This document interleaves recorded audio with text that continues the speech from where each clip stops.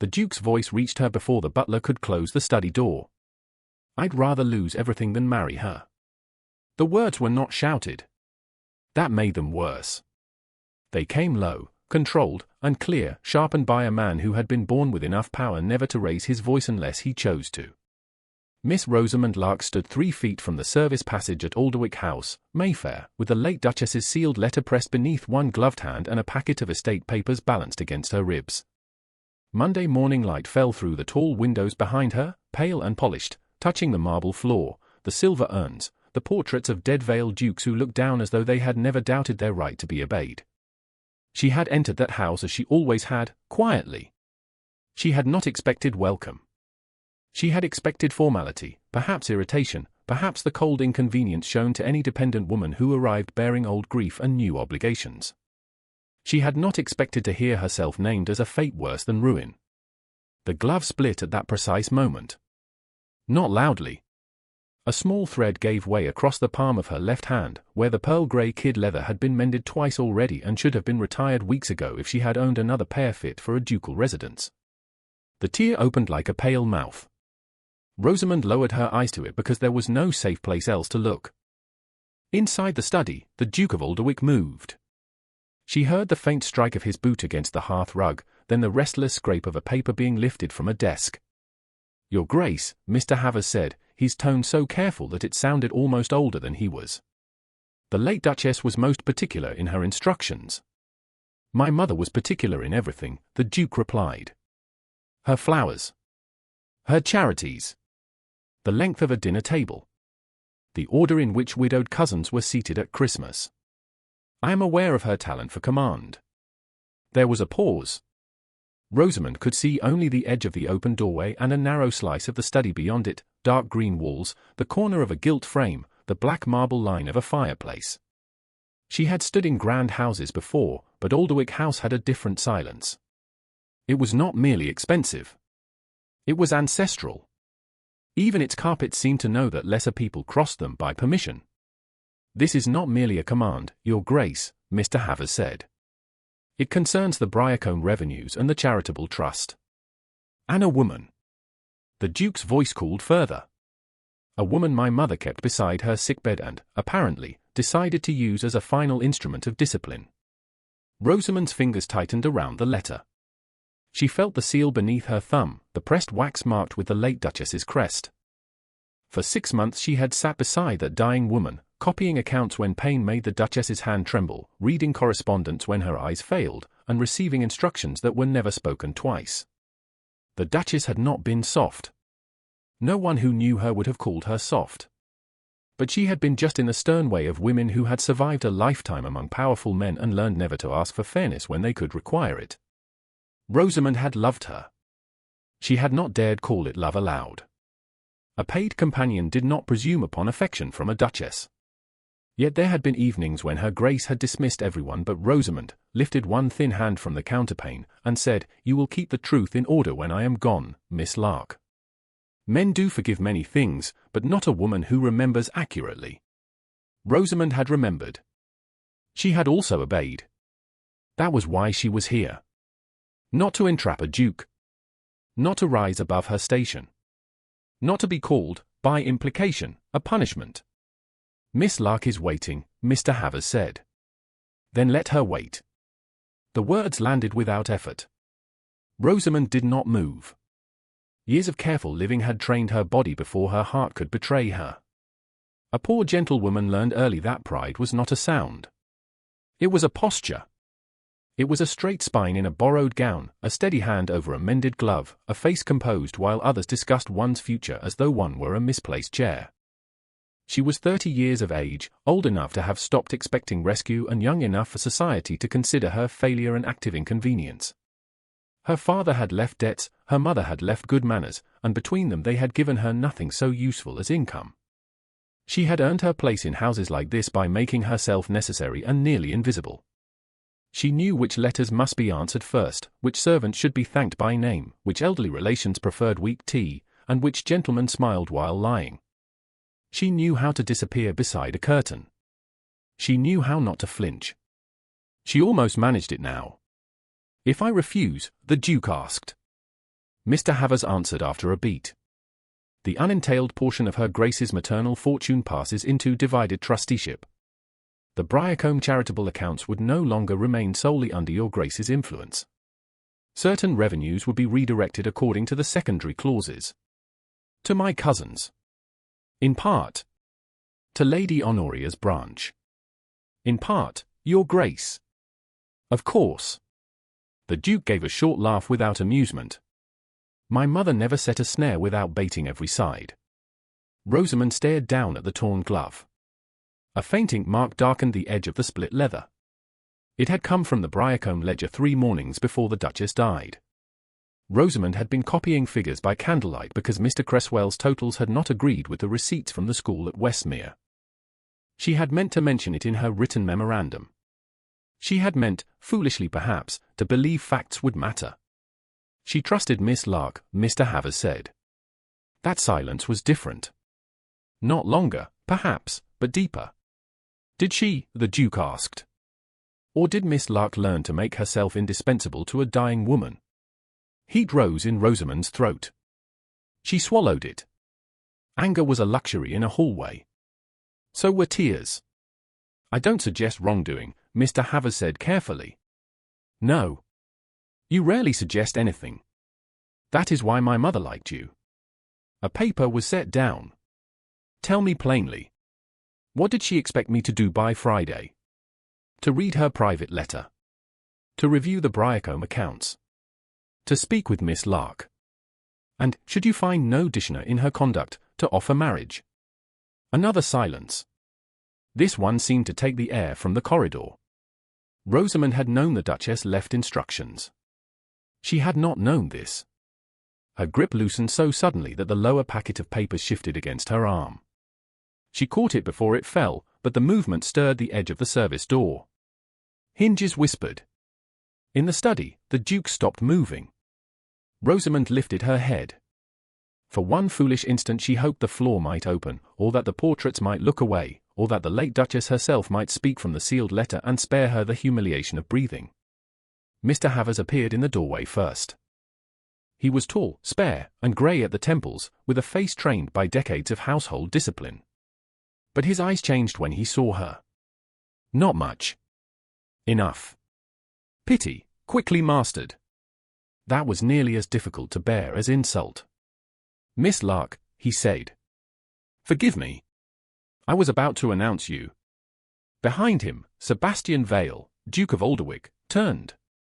Rosamund had seen him only twice before, both times from a distance during his mother's illness, once crossing the entrance hall in a dark coat, once standing at the foot of the staircase with rain on his shoulders and impatience in every line of him. Nearer, he was more formidable. Not because he was handsome, though he was, in a severe and unsmiling way. Not because he was tall, though he held himself as if height were merely one more inherited advantage. It was the stillness that made him dangerous. His grief had not softened him. It had locked him in place. Black hair, controlled expression, eyes the color of winter water. His gaze moved first to her face, then to the papers, then to the torn glove she had failed to hide. For a moment, no one spoke. Rosamund curtsied because etiquette remained when dignity had been wounded. Your Grace. Her voice did not break. She allowed herself that small victory. Mr. Havers informed me I should wait here. The Duke's eyes returned to her face. If he felt embarrassment, he concealed it with aristocratic skill. You heard. It was not a question. Enough. Mr. Havers drew a breath, but Rosamund continued before kindness could make the moment worse. I brought Her Grace's letter, as instructed. I also brought the copied accounts from Briarcombe Hall and the receipts from Westmere School. They should be reviewed by someone with authority. She stepped forward and placed the packet on a small table just outside the study door. Not inside. She would not enter uninvited into the room where a man had just named her as an intolerable prospect. I did not know the nature of Her Grace's condition. Had I known, I would have written instead of coming in person. The Duke glanced at the sealed letter.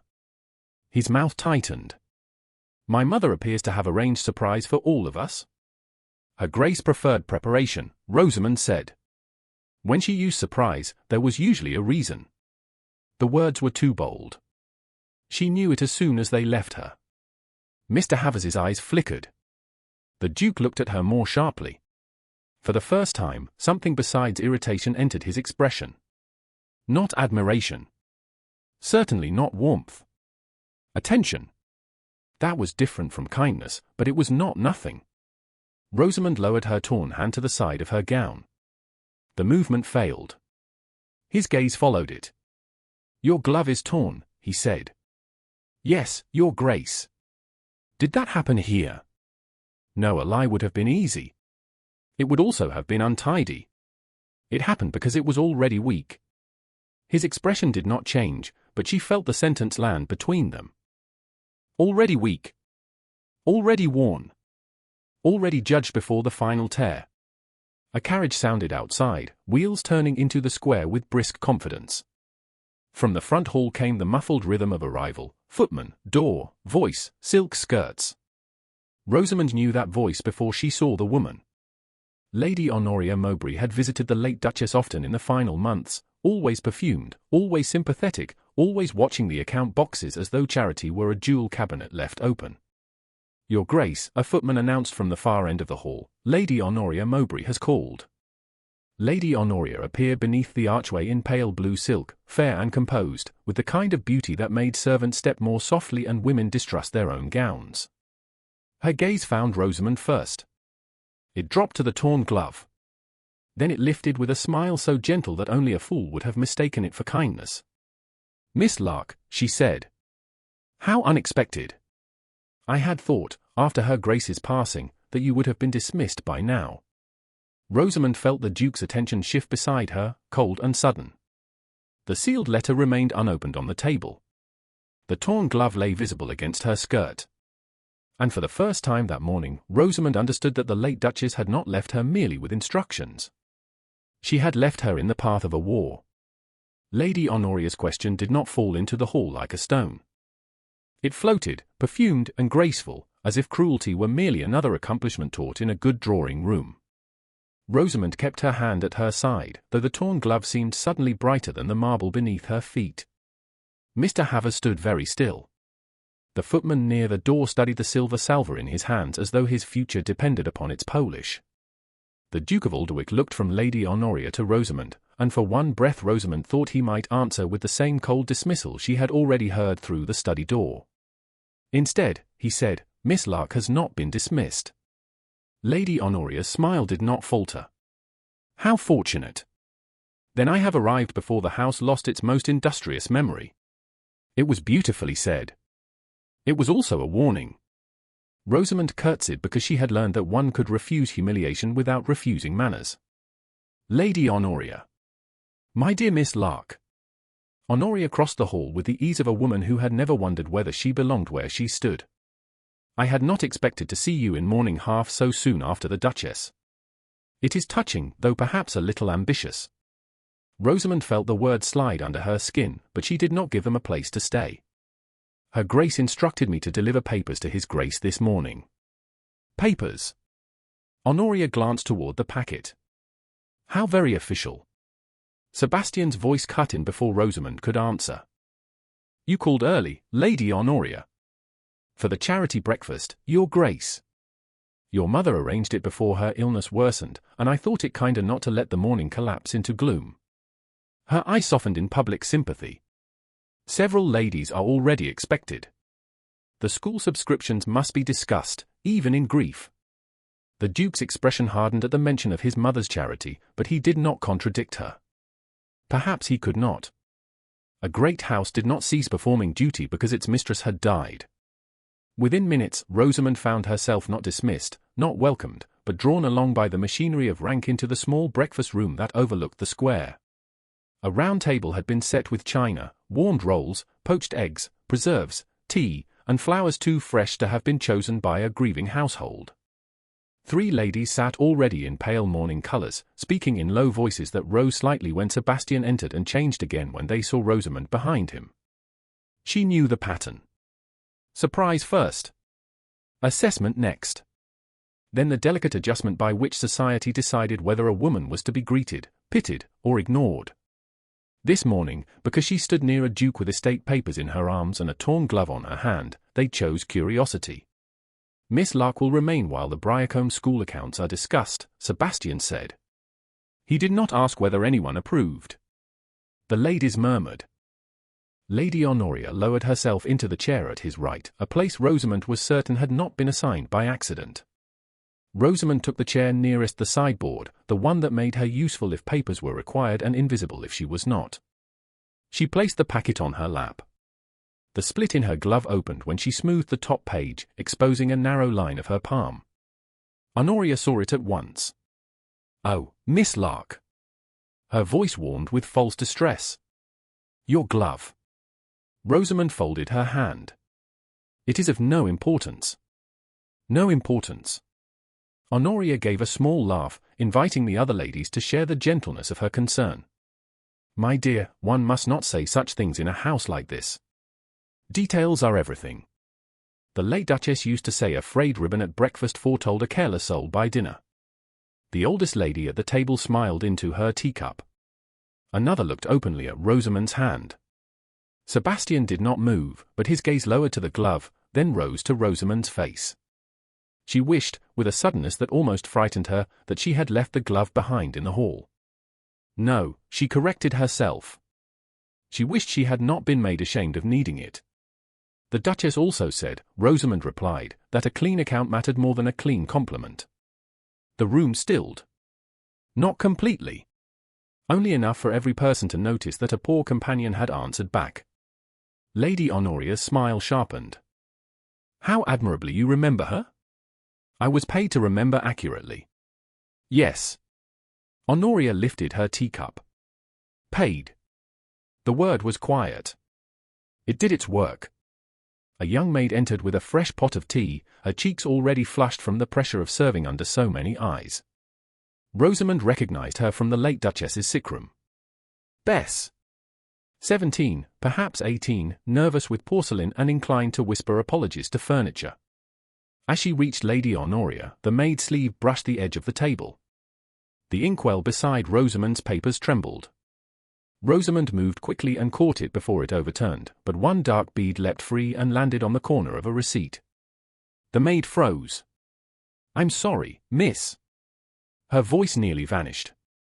"I didn't mean to." Lady Honoria turned. "Careless girl." "It was my fault," Rosamund said at once. The papers were too near the edge. It was not entirely true. It was true enough to save the girl. No harm is done. Bess's eyes filled with desperate gratitude. Rosamund did not look at her for long. Open kindness could draw punishment in a room where kindness had enemies. Honoria saw the exchange anyway. "How touching," she said. "Miss Lark defends the servants now. Perhaps she still feels more comfortable below stairs than among the family." The silence that followed was no longer delicate. It was hungry. Rosamund felt every gaze. Paid companion. Torn glove. Ink-stained papers. Too near the servants. Too near the Duchess. Too near the Duke's inheritance. She kept her back straight. "I feel comfortable wherever truth is not considered impertinent." One of the ladies set down her knife too sharply. Mr. Havers, who stood near the door with the restraint of a carved figure, looked almost pained. Sebastian leaned back slightly in his chair. It was the first visible sign that Rosamund had surprised him. Lady Honoria placed her cup down with exquisite care. "Then truth should not distress you. Show us the glove." Rosamund's fingers tightened. "I beg your pardon." "The glove. If there is nothing shameful in it, there can be no objection. I only wish to understand how the late Duchess's trusted companion arrives at her son's breakfast table in such a state. These matters do affect confidence. Charitable funds require careful hands." The insult was perfect because it wore the mask of stewardship. Rosamund knew that if she refused, she would appear secretive. If she obeyed, she would become a lesson in poverty for women who had never mended anything because a replacement had always been waiting. The torn leather seemed to burn against her skin. "Lady Honoria," Sebastian said. The room changed. His voice had not risen. It did not need to. Honoria turned to him with innocent attention. Your Grace? You will not ask Miss Lark to display her glove at my table. A faint flush touched Honoria's cheeks, gone almost as soon as it appeared. I meant no offense. Then you will have no difficulty offering none. The older lady looked down. The younger one suddenly became fascinated by the preserves. Rosamund kept her eyes on the papers because looking at Sebastian might have undone her composure. Protection was dangerous when it came from the same hand as injury. It could feel too much like warmth to a woman who had stood in cold rooms for too long. Honoria recovered with skill. Of course. I only wish to ensure the Bryacombe accounts are properly handled. Then we shall discuss the accounts. Sebastian looked to Rosamund. Miss Lark, the receipt marked Westmere. Is it among those papers? The question steadied her. It treated her not as an object of pity, but as someone who possessed information. Rosamund opened the packet. Yes, Your Grace. The torn glove brushed the top sheet, leaving no new mark, only revealing the old one near the split. Sebastian's gaze caught on it again. Not the tear this time. The ink. His eyes narrowed almost imperceptibly. Rosamund saw the moment he recognized something, though she could not know what. This receipt does not match Mr. Cresswell's last total, she said. The Duchess asked me to copy the discrepancy before she sent for him. Honoria's hand paused above her plate. How diligent. Her Grace was diligent, Rosamund said. I was merely useful. Useful women can become very bold when praised. Sebastian looked at Honoria then, fully and coldly. Useful women are often the only reason careless people escape consequence. No one spoke. Even the maid by the sideboard held her breath. Lady Honoria smiled again, but the expression had lost its softness. Your mother did always admire unusual loyalties. My mother admired accuracy. Sebastian reached for the receipt. His fingers stopped just short of Rosamund's torn glove, close enough that she felt the nearness without contact. And I intend to learn why she requires so much of it before she died. Rosamund released the paper. Their hands did not touch. Somehow the restraint made the moment more difficult to ignore. Breakfast continued, but the room had tilted. Lady Honoria still held rank, beauty, and confidence, yet she had failed to make Rosamund lift her hand for inspection. Bess had not been scolded. The receipt had been placed before the Duke. And the torn glove, meant to prove Rosamund's unfitness, had instead drawn his attention to the ink that should not have mattered. When the ladies rose at last, Honoria passed close enough for her perfume to brush Rosamund like a warning. Be careful, Miss Lark, she murmured. Houses like this don't keep useful women forever. Rosamund looked at the sealed letter still waiting beside Sebastian's untouched cup. No, she answered softly. But sometimes they remember what useful women saw. Lady Honoria's eyes hardened. Across the room, Mr. Havers opened the door for the departing guests. As Rosamund gathered the papers, he stepped near the Duke and spoke in a voice low enough that only Sebastian should have heard it. Rosamund heard it anyway. Your Grace, there are matters concerning the late Duchess and Miss Lark that were never entered into the household books. Sebastian did not look away from the ink on the glove. Then we shall begin with those. The breakfast guests had scarcely passed beyond the front door before Alderwick House seemed to exhale, though not with relief. The silence that followed Lady Honoria's departure was too alert for peace. It lingered in the breakfast room, in the hall, in the polished silver cooling beside half-filled cups of tea, and in the space between Rosamund's torn glove and the Duke's steady gaze. Sebastian did not speak until the last carriage had rolled away from the square. Then he turned to Mr. Havers. No one who served at breakfast is to repeat what was said here. The butler inclined his head. I have already instructed the footman, Your Grace. Instruct them again. Yes, Your Grace. Rosamund gathered the receipts with careful hands. She had expected dismissal after the ladies left. She had prepared for it. A woman in her position was often required only until the room became inconvenient. Yet Sebastian remained by the table, holding the Westmere receipt and studying the ink mark near the lower corner as though it had challenged him. Mrs. Vale is still in the house, he asked. In the linen room, Your Grace, Mr. Havers replied. Send for her. And bring the Bryacombe account box from my mother's morning room. The one sealed after her death. Mr. Havers's expression shifted by the smallest degree. Her Grace left instructions that the box was not to be opened except in the presence of Miss Lark. Sebastian looked at Rosamund then. Did she? Yes, Your Grace, Rosamund said. Her voice sounded calmer than she felt. She said memory is a poor witness unless paper stands beside it. My mother would say that. He turned back to Havers. Then Miss Lark will remain. It was not an invitation. It was not quite an order either, though it came from a man accustomed to being obeyed before he had finished speaking. Rosamund lifted her chin. If I remain, Your Grace, I ask that the door stay open. His eyes narrowed, not in anger, but in attention. Do you distrust me? I distrust any situation in which a woman without fortune must later depend upon the generosity of witnesses. The room went very still. Mr. Havers lowered his eyes. Sebastian did not. For a moment Rosamund wondered whether she had gone too far. Then the Duke said, "The door will remain open." He paused. Mrs. Vale will sit where she can hear every word. That answer should not have moved her. It was only propriety. It was only what should have been offered before she needed to ask. Still, something in her chest loosened by the width of a thread. Within a quarter of an hour, the small morning room adjoining the breakfast room had been transformed into a chamber of inquiry. Not a court, though it felt to Rosamund as if judgment waited among the chairs. The account box sat on a narrow table. Mrs. Vale, the housekeeper, took a chair near the open door with her hands folded over her keys. Mr. Havers stood beside the mantel. Sebastian broke the wax seal on the box and lifted out ledgers, school receipts, folded memoranda, and several narrow bundles tied in the late Duchess's own dark ribbon. The scent of dust, paper, and lavender sachet rose into the air. Rosamund looked away for one breath. The scent had belonged to the Duchess's sick room. It brought back the low fire, the shaded lamp, the thin hand resting on the coverlet, the voice that had remained commanding even when the body had failed.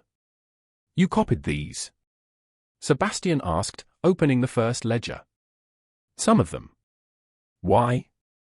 Because Her Grace's hand pained her. That is not a reason to copy totals from 4 separate accounts.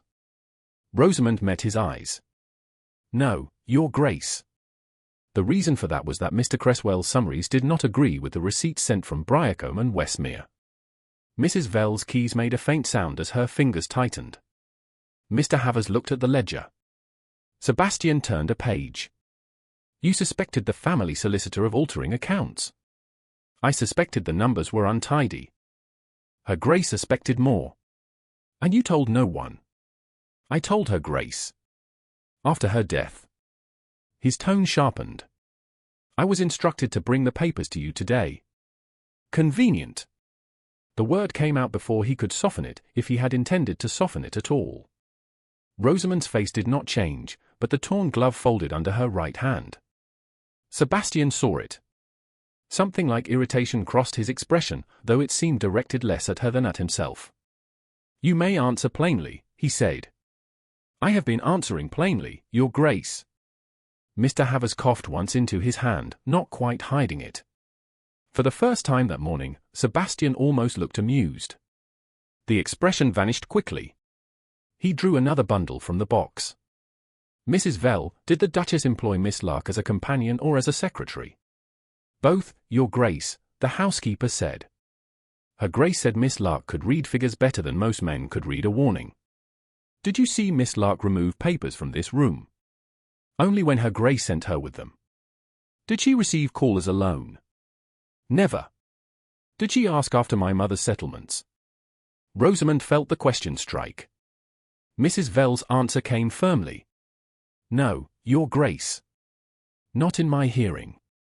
Sebastian turned to Mr. Havers. And you? Miss Lark asked about medicines, correspondence, school receipts, and whether Her Grace preferred the blue shawl or the black. She did not ask about marriage, settlements, or inheritance. The word marriage entered the room like a candle flame entering a draught. Rosamund kept her eyes on the ledger. Sebastian did not. Miss Lark. She looked up. Did you know my mother intended to attach your name to a condition in her private papers? No, did you hope she would? The question was quiet. It was worse for that. Mrs. Vale's face tightened. Mr. Havers went motionless. Rosamund felt the old humiliation rise again, not hot now, but cold. She placed both hands on the table, torn glove visible, ink stain visible, poverty visible. Let it all be seen, then. Your Grace, I spent 6 months watching your mother die with more courage than comfort. I read to her when her eyes failed. I copied what she asked me to copy. I slept in a chair outside her room when the fever took her sense of hour and bell. I hoped, at times, that she might live until morning. I hoped, at other times, that she might be spared another night of pain. I did not hope she would purchase me a husband with her death. The last word seemed to remove the air from the room. Sebastian stared at her. Rosamund had not meant to say so much. Yet once spoken, she could not regret it. Truth had a shape, and for once she had not trimmed it to fit someone else's comfort. The Duke looked down first. Not in defeat. In thought. His fingers moved over the ledger edge, stopping where a page had been cut close to the binding. Havers. The butler stepped forward. Sebastian turned the book so the missing edge faced him. Was this ledger sealed in the box after my mother's death? Yes, Your Grace. Who handled it before sealing? Mrs. Vale, myself, and Mr. Cresswell. Cresswell cut out a page. Mrs. Vale said softly. Or someone did. Sebastian lifted the book and examined the torn binding. Miss Lark, do you know what was on this page? Rosamund leaned closer, careful not to brush his sleeve. The Westmere disbursement summary, I believe. An annotation Her Grace made regarding a delayed repayment from Lord Mowbray's account. Lord Mowbray. Sebastian's voice flattened. Lady Honoria's father. Rosamund looked at him. Yes, Your Grace. The mystery in the room changed shape. It was no longer only about a dead woman's strange condition or a poor companion's unlikely place in a ducal house. It had a name connected to debt, pride, and a lady who smiled while measuring weaknesses. Sebastian closed the ledger. Until I say otherwise, no one is to inform Lady Honoria or Mr. Cresswell that this page is missing. Mr. Havers bowed. Mrs. Vale did the same from her chair. Rosamund began gathering the loose receipts, but Sebastian stopped her with one word. Wait. She stilled. He reached into the box and withdrew the sealed letter she had brought. The late Duchess's crest caught the light. Did my mother give this to you herself? Yes. Did she say what it contained? Only that you would dislike it before you understood it. A shadow crossed his face. She knew me well. He broke the seal. Rosamund looked away because grief, even a duke's grief, deserved one private second. But before he could unfold the letter, a footman appeared in the open doorway with a salver. Forgive me, Your Grace. This was left at the servants' entrance for Miss Lark. Rosamund turned. On the salver lay a folded note without a seal. Her name had been written in a hand too elegant to be careless and too unfamiliar to be honest. Sebastian took it before she could. May I? He asked, belatedly remembering permission. Rosamund held his gaze. If it concerns me, Your Grace, you may read it aloud. He unfolded the paper. His expression hardened with every line. Then he read, in a voice that made Mrs. Vale's keys fall silent, I begged Her Grace to make me Duchess of Alderwick, for I had no other prospect and no shame left to lose. Rosamund did not move. The words were false. They were also clever. They sounded like the kind of confession society would believe from a poor woman standing too near power. Sebastian looked from the note to her torn glove, then to the missing page in the ledger. Miss Lark, he said quietly, someone is in a great hurry to make me despise you. By Friday morning, Rosamund had learned that a lie did not need to be believed by everyone in order to wound. It needed only to be repeated in rooms where she was not present. For 3 days, Alderwick House had moved around her with the strained courtesy of a household that knew a storm was inside its walls but had been ordered not to name it. Mr. Havers brought messages without expression. Mrs. Vale sat through every necessary interview with her keys folded in her lap like a badge of law. Sebastian read ledgers until the candles burned low, summoned old receipts from Briarcombe Hall, and sent 2 sharp notes to Mr. Cresswell that received only polished evasions in return. He did not apologize for the words Rosamund had heard on Monday. He did not mention the false note unless evidence required it. Yet whenever another paper arrived, whenever a servant hesitated near the door, whenever Lady Honoria's name appeared on a calling card, Rosamund felt his attention settle near her like a closed hand held just short of contact. It should have comforted her. It did not. Protection was not trust. Attention was not belief. A woman could be guarded and still be judged. That morning, she stood in the smaller drawing room with the late Duchess's charity papers arranged on a lacquered table, wearing the same pearl grey gloves because she owned no better pair. Mrs. Vale had mended the torn palm with stitches so fine that from a distance the repair looked almost graceful. Up close, the damage remained visible. Rosamund preferred it so. A hidden tear could be denied. A visible one, if one had the courage to endure it, could become a record. Lady Honoria had sent word that several members of the Briarcombe Charitable Committee wished to pay their respects and settle the Westmere subscriptions before the mourning period deepened. Sebastian had frowned when the card arrived. "It's too soon," he had said. Rosamund had been sorting receipts and did not look up. For grief, yes. For money, no. He had given her a long look. "You don't trust her?" "No, Your Grace." "Do you trust me?" The question had come quietly. Rosamund had placed the Westmere receipt on the table. "I trust that you dislike being deceived." Something in his face had tightened, as if the answer had struck where a kinder one might have rested. He had not pressed her. Now he was absent, called to the library by a note from his steward, and Lady Honoria had arrived with 3 ladies, 1 elderly trustee, and a fragrance of violets strong enough to make the air feel arranged. She entered the drawing-room in pale lavender half-mourning, every ribbon correct, every expression measured to suggest sorrow without inconvenience. Behind her came Lady Marchford, Mrs. Anstruther, and old Sir Edmund Pike, who had once given £500 to the school and never allowed anyone to forget that his generosity had required a chair near the fire. Rosamund curtsied. "Lady Honoria. The Duchess's subscription lists are prepared." "How efficient." Honoria removed her gloves finger by finger. "Her Grace always liked that in you. Efficiency may not be elegant, but it is useful." "Usefulness has never offended me." No, Honoria smiled.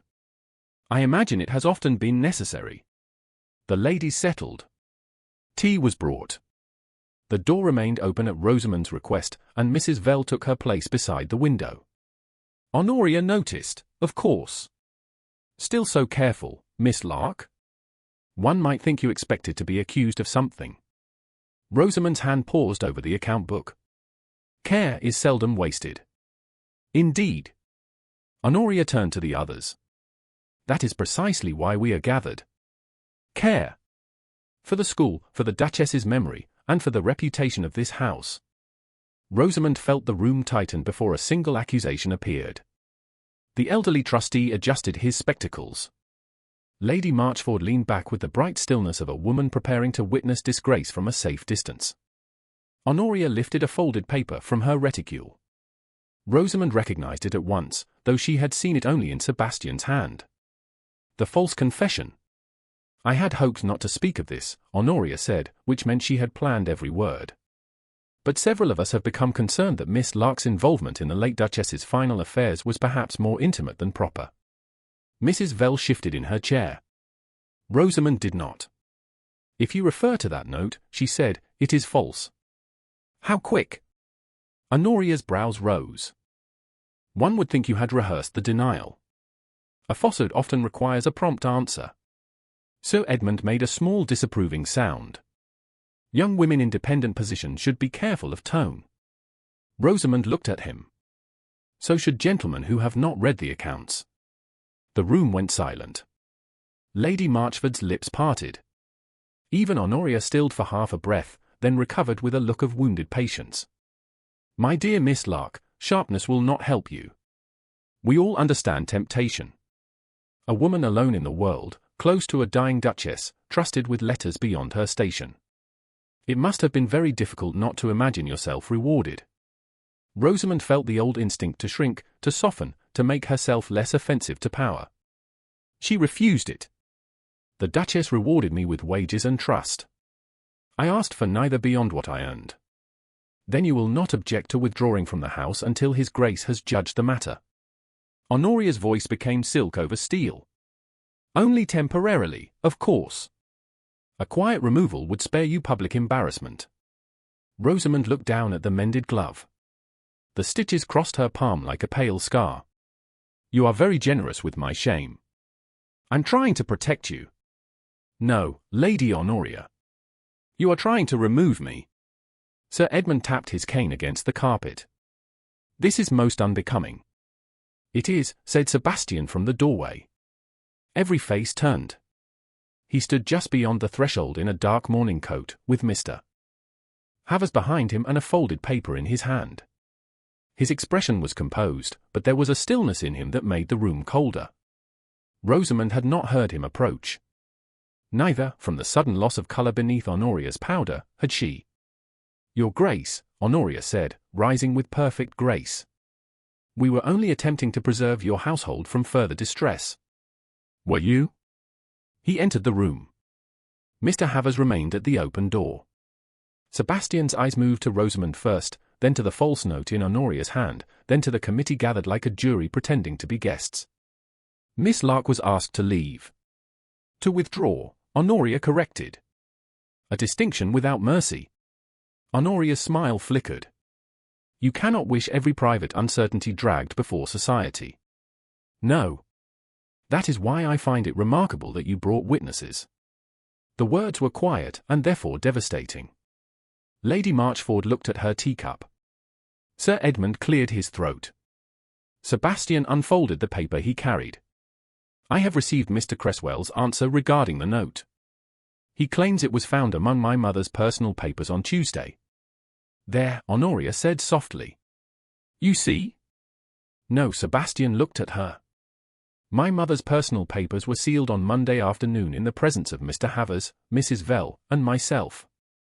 The note was delivered to this house before Mr. Cresswell claims to have found it. Rosamund's breath caught before she could stop it. Honoria's face did not change enough to condemn her. She was too skilled for that. Solicitors are not always precise with dates. My mother was. Sebastian turned to the table and picked up the Westmere receipt. So is Miss Lark.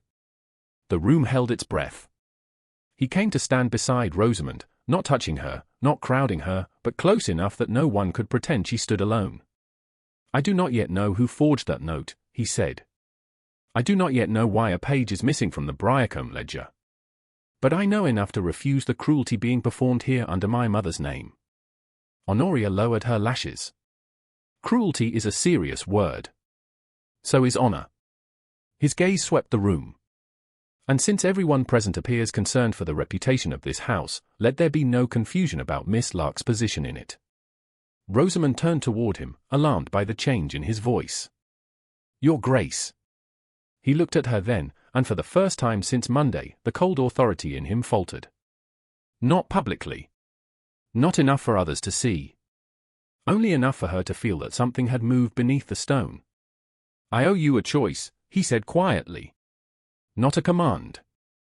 Her heart struck once, hard. Then do not make one for me. I will not. He faced the room again. Miss Lark will not be dismissed, withdrawn, hidden, or spoken of as though poverty were proof of guilt. Lady Honoria stood very straight. And what, precisely, will she be? The question was meant to corner him. It did the opposite. Sebastian turned back to Rosamund. He did not reach for her hand. He did not perform tenderness for the room. He bowed, formally and deeply enough to make Lady Marchford inhale.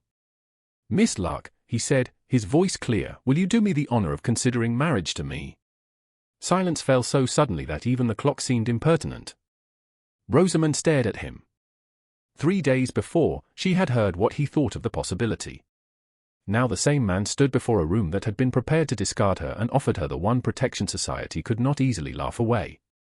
But protection was not trust. A proposal was not repentance. And she would not step from one humiliation into another merely because the second had a ducal name. Considering, she asked. A faint surprise touched his eyes. Then, almost imperceptibly, respect followed it. Yes. Honoria made a small sound. Your Grace, this is absurd. Sebastian did not look at her. Rosamund did. She saw the anger under the lavender silk, the calculation behind the parted lips, and the fear that had not been there before. That fear steadied her. Rosamund placed the false note on the table, smoothing it once with her mended glove. I will consider your offer, Your Grace, she said. But I will not be rescued into another cage. For one breath, Sebastian looked as if the answer had given him pain and something dangerously like hope. Then he bowed again. Then I shall endeavour to make the door visible. Mr. Havers stood at the threshold, his face unreadable, though his eyes had sharpened. Mrs. Vale's hand rested over her keys. The committee sat stunned among cooling tea and unfinished accusations. And Lady Honoria, who had arrived expecting to watch Rosamund removed from Alderwick House, stared at the Duke as if the floor had shifted beneath the entire order of London. The room did not recover all at once. It returned to motion in small, embarrassed pieces. Lady Marchford reached for a cup that had already gone cold. Sir Edmund Pike cleared his throat as though disapproval might restore the old order if only he sounded sufficiently ancient. Mrs. Anstruther looked from Rosamund to the Duke and then to Lady Honoria with the stunned alertness of a woman who had just witnessed a social accident too valuable to forget. Lady Honoria, however, did not move. Her face remained composed, but the lavender ribbons at her wrist trembled once before she closed her fingers over them. Rosamund saw it and understood that the proposal had done more than protect her for the moment. It had interrupted a plan. Sebastian seemed to understand the same thing. Mr. Havers, he said without looking away from the room, the committee has all it requires for this morning. The butler bowed. Yes, Your Grace. Lady Honoria recovered first. Surely the Westmere subscriptions remain unsettled. They will be settled after I have reviewed the papers Miss Lark brought. Alone. Her tone was soft enough to sound concerned and sharp enough to draw blood. Rosamund felt the old danger return. Alone with a duke, a poor companion could become rumour before the door closed. Sebastian's gaze flicked to Mrs. Vale. With proper attendance. The answer was immediate. Rosamund had not asked. He had remembered. It should not have mattered so much. It did. The ladies rose, one by one, each murmuring some careful phrase that meant nothing except that they intended to repeat everything. Sir Edmund bowed stiffly to the Duke and not at all to Rosamund. Lady Honoria paused beside her, close enough that her perfume blurred the clean scent of tea and paper. You must be overwhelmed, she said. Such elevation can make one dizzy. Rosamund looked at her calmly. Then I shall be careful where I place my feet. For a heartbeat, Lady Honoria's smile failed. Then she turned and swept from the room with the others. Only when the front door closed below did Rosamund allow herself to breathe fully. She had thought a proposal would feel like rescue in stories. In life, it felt like standing on a narrow bridge while the river beneath her carried every name society might call her. Sebastian remained by the table. He did not speak until Mr. Havers had withdrawn to the threshold and Mrs. Vale had taken the chair near the open door. The Duke looked at Rosamund, not at her glove, not at the papers, but at her face. You said you would consider me. I did. That is more mercy than I deserved. The quietness of it unsettled her more than pride would have. She lowered her eyes to the false note still lying on the polished table. Mercy is not the same as agreement, Your Grace. No. It is not. He drew out a chair for her, then waited. Rosamund sat because refusing would have made a performance of independence, and she had no wish to perform for him. He took the chair opposite instead of the one beside her. That, too, she noticed. Mrs. Vale remained within hearing, hands folded over her keys. The open door admitted the faint household sounds of footsteps, silver being carried away, a distant carriage in the square. The world had not stopped because a duke had asked an unwanted woman to consider becoming his wife. It merely listened differently. Sebastian placed the false note between them. Before we discuss anything else, I will state what I know. This note was not written by you. Rosamund's fingers tightened in her lap. You are certain? I am certain it was meant to be found at precisely the moment it could do you the most harm. That is not the same answer. His eyes held hers. No. It is not. I am certain because my mother's private papers were sealed before Mr. Cresswell claims to have discovered it. I am certain because the phrasing is theatrical and my mother despised theatrical confession. And I am certain because, when asked a direct question, you answer with more pride than prudence.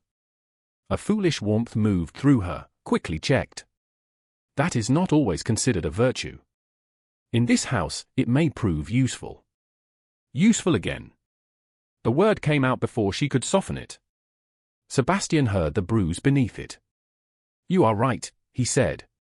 That was poorly chosen. Rosamund looked at him then. Men of rank seldom corrected themselves in front of women like her. They waited for silence to do the work of apology. Sebastian did not look comfortable, but he did not retreat. If this arrangement is to be considered, she said, then it must have terms. Name them. Not like that. Like what? As if you are purchasing a horse with tolerable defects. A breath that might have been a laugh moved through Mrs. Vale before she restrained it. Sebastian's mouth almost changed, but he mastered it. Then I will ask properly. What would you require, Miss Lark? Rosamund looked down at the mended glove. The stitches across the palm were neat, but the leather still remembered the tear. First, my name must be cleared. Not merely covered by yours. Cleared. Agreed. Second, the Duchess's charitable trust must be protected from Lady Honoria's influence and from Mr. Cresswell's alterations, if alterations are proven. Agreed. Third, you must never tell society, your family, or yourself that gratitude is affection. His face stilled. You think I would? I think men often prefer a woman's gratitude because it asks less of them than her truth. The word stood between them. Mrs. Vale looked down at her keys. Sebastian did not. Agreed, he said. Rosamund had expected argument. She had prepared for it with the tired discipline of a woman accustomed to defending reasonable things. Agreement left her strangely exposed. And I require one more thing, she said. If I decide against you, you will not punish me by silence, rumor, or withdrawal of protection from this investigation. Something shadowed his expression. You believe me capable of that? I heard what you were capable of saying before you believed I could hear you. There. At last. The wound had entered the room with its proper name. Sebastian looked away for the first time, toward the dark window glass where the morning reflected back a blurred image of himself. I will answer for that, he said. Not by explanation. Not now. But I will answer for it. Rosamund felt the promise and distrusted the hope it carried. Then those are my terms. You shall have them in writing. No, his brows drew together. No? Not yet. A written agreement will become another document for someone to twist. For now, there are witnesses. She glanced toward Mrs. Vale and the open door where Mr. Havers stood just beyond sight. Let the house remember. Sebastian's gaze deepened. Very well. The house shall remember. He rose and crossed to a small side table where her torn glove had been placed after breakfast, folded beside a stack of receipts. Rosamund had not noticed it there. She had removed it briefly when ink threatened the page, and Mrs. Vale must have carried it in. Sebastian picked it up with a care that made the small ruined thing look almost ceremonial. For one startled second, Rosamund thought he meant to discard it and order a new pair brought from Bond Street, the way a gentleman might solve discomfort with money. Instead, he returned to the table and laid the glove before her. This is yours. I know. I mean that I have no right to replace it before I understand why it matters. Her throat tightened. The glove was only leather, worn too thin, mended too often, stained by work no one was supposed to admire. Yet in that moment it seemed to hold every year she had survived by making poverty tidy. It matters because Lady Honoria wished it to shame me. Sebastian's voice lowered. And because the ink may help prove why she feared you. Rosamund looked at the stain near the split seam. You think it matches the missing page? I think my mother had you copy something Cresswell wanted removed. I think Honoria knows it. And I think this morning was not her last attempt. As if summoned by his words, a footman appeared at the open door with a folded news sheet on a salver. His face was pale with the knowledge that servants often possessed before their masters allowed themselves to. Mr. Havers took the paper, glanced at the outer column, and brought it in. "Forgive me, Your Grace." This was delivered with the afternoon gossip notices. Sebastian accepted it. Rosamund watched his expression harden. He placed the sheet on the table and turned it so she could read the line circled in pencil. The Duke of Alderwick's bride was named before she was wanted. For a moment, no one spoke. The sentence was brief. That made it travel farther. Rosamund felt its cruelty move beyond the room, into carriages, parlours, tea trays, and mouths waiting to be entertained. Sebastian reached for the paper, but Rosamund put her mended glove over it first. Not to hide it. To claim the wound before anyone else could manage it for her. "You see, Your Grace," she said softly. "Your name can shield me from many things. It cannot make me feel chosen." Sebastian looked at her hand on the printed insult. Then he looked at her. "Then I have work to do." "Yes," Rosamund said. "You do." By Saturday evening, London had decided it did not believe Rosamund Lark. It had not needed evidence. It had only needed a poor gentlewoman, a sudden proposal, a dead duchess with difficult papers, and a duke whose pride was famous enough to make his change of course feel like scandal. The opera house glittered as if truth itself could be gilded into submission. Candlelight trembled along the tiers. Jewels flashed at white throats and gloved wrists. Fans opened like small painted shields. Every box seemed to hold someone who had heard the printed line by breakfast, improved upon it by luncheon, and brought the embellished version to the opera as though it were an offering. Rosamund sat beside Mrs. Vale in the Alderwick box, wearing a dove-grey gown that had been altered so skillfully by the housekeeper's niece that only Rosamund knew where the old seams lay. On her hands were the pearl-grey gloves, the left palm mended and visible whenever she lifted her programme. Sebastian had offered to send for new gloves that afternoon, then stopped himself before the order had become words. He had looked at the mended palm and said only, "That is your choice." She had answered, "Yes, Your Grace." "It is." Now he sat at her other side, dark, still, and watched more closely than the singers on the stage. That was the trouble with ducal protection. It drew the eye.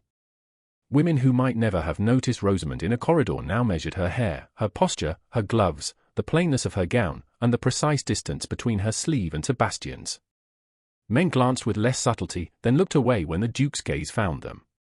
During the interval, Lady Honoria appeared at the entrance of the box with Lord Mowbray's thin profile behind her and Mrs. Anstruther hovering like a witness who had been invited for that purpose.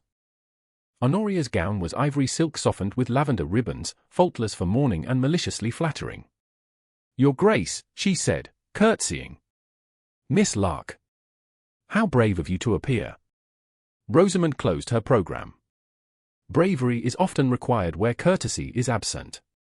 Mrs. Anstruther's fan stopped. Sebastian's mouth did not move, but Rosamund felt his attention sharpen beside her. Honoria gave a light laugh. "I meant only that London can be unkind when it is confused." "London is rarely confused," Sebastian said. "It is often entertained by pretending to be." Honoria turned her smile upon him. "You must forgive us. Your engagement was so sudden that many are still trying to understand whether it is a romance, a duty, or one final act of obedience to your mother." The words were so neatly placed that no one could call them an accusation.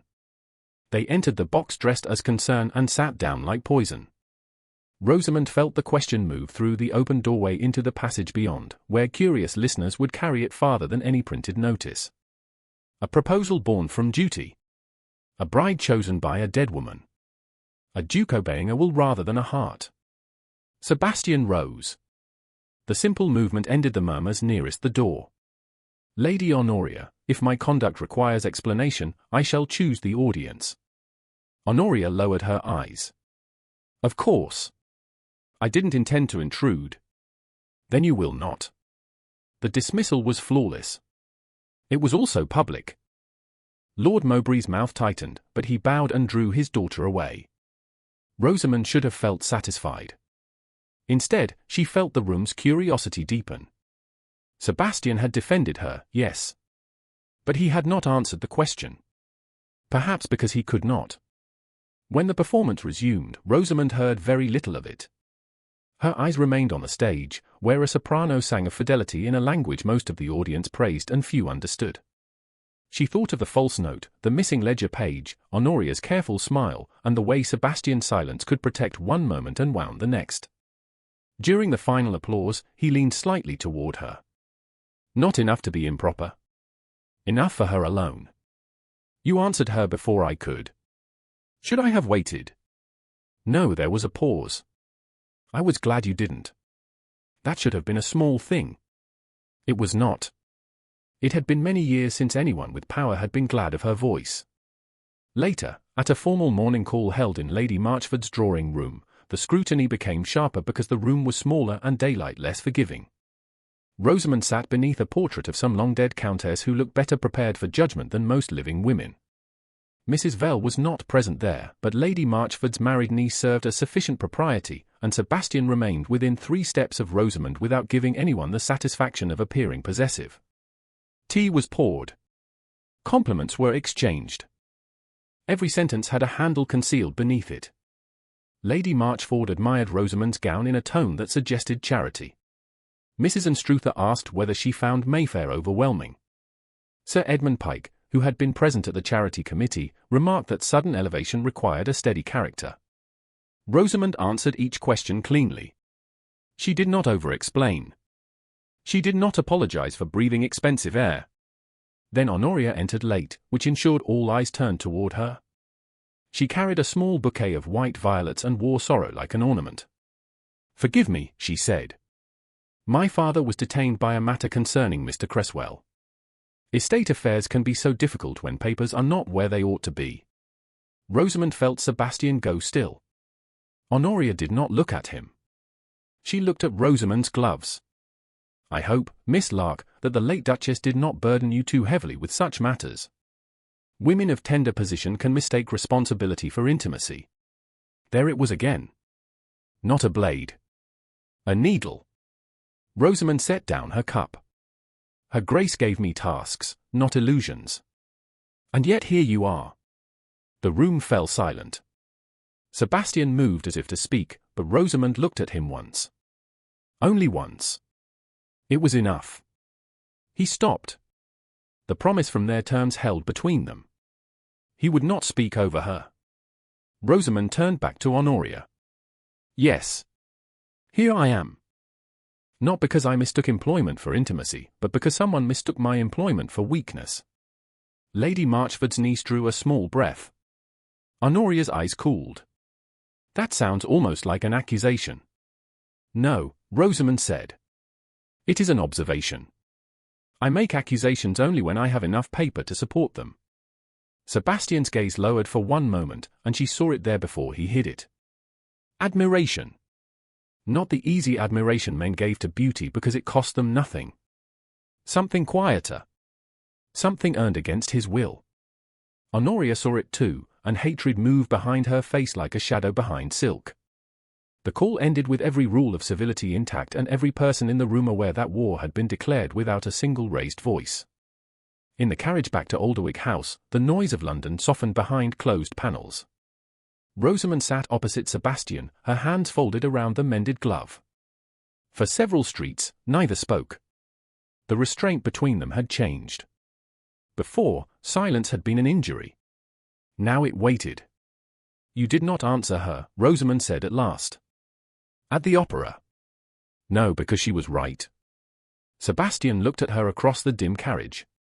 "Because I am not yet certain how to answer without insulting you again." That honesty entered more deeply than a polished assurance would have. Rosamund looked toward the window, where lamplight blurred against the glass. "You proposed because I was being cornered."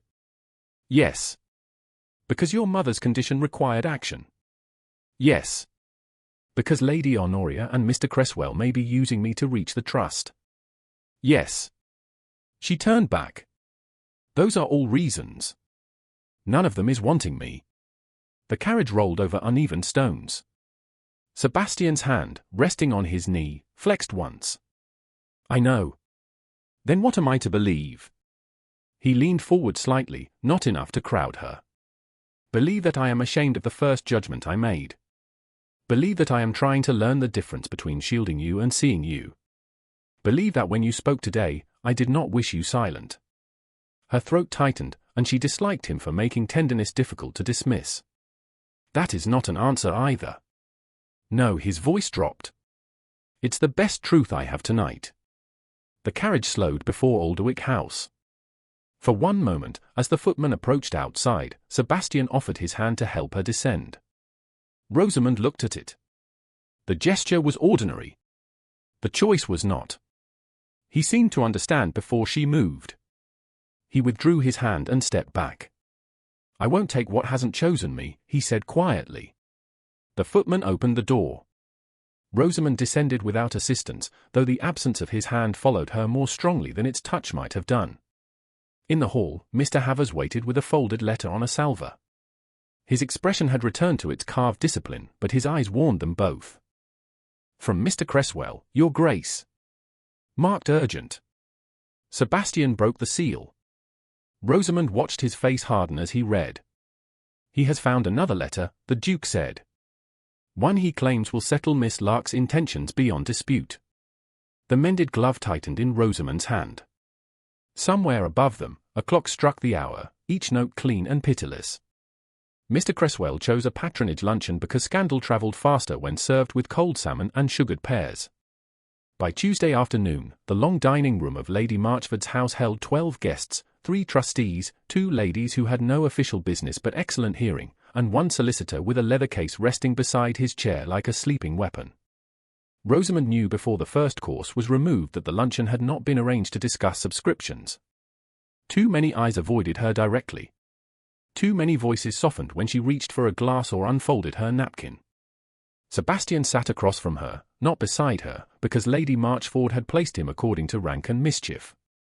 His face revealed nothing, yet the stillness in him had become too exact.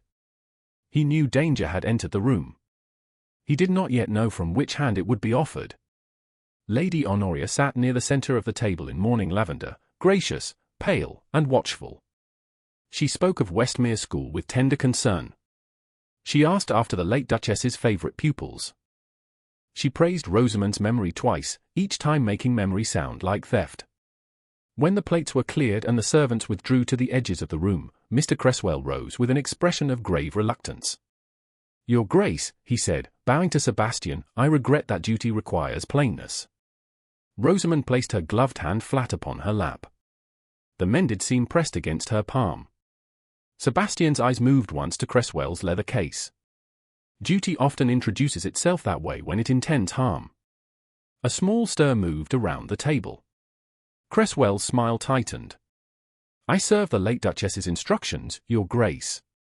No one could accuse me of wishing difficulty upon this house.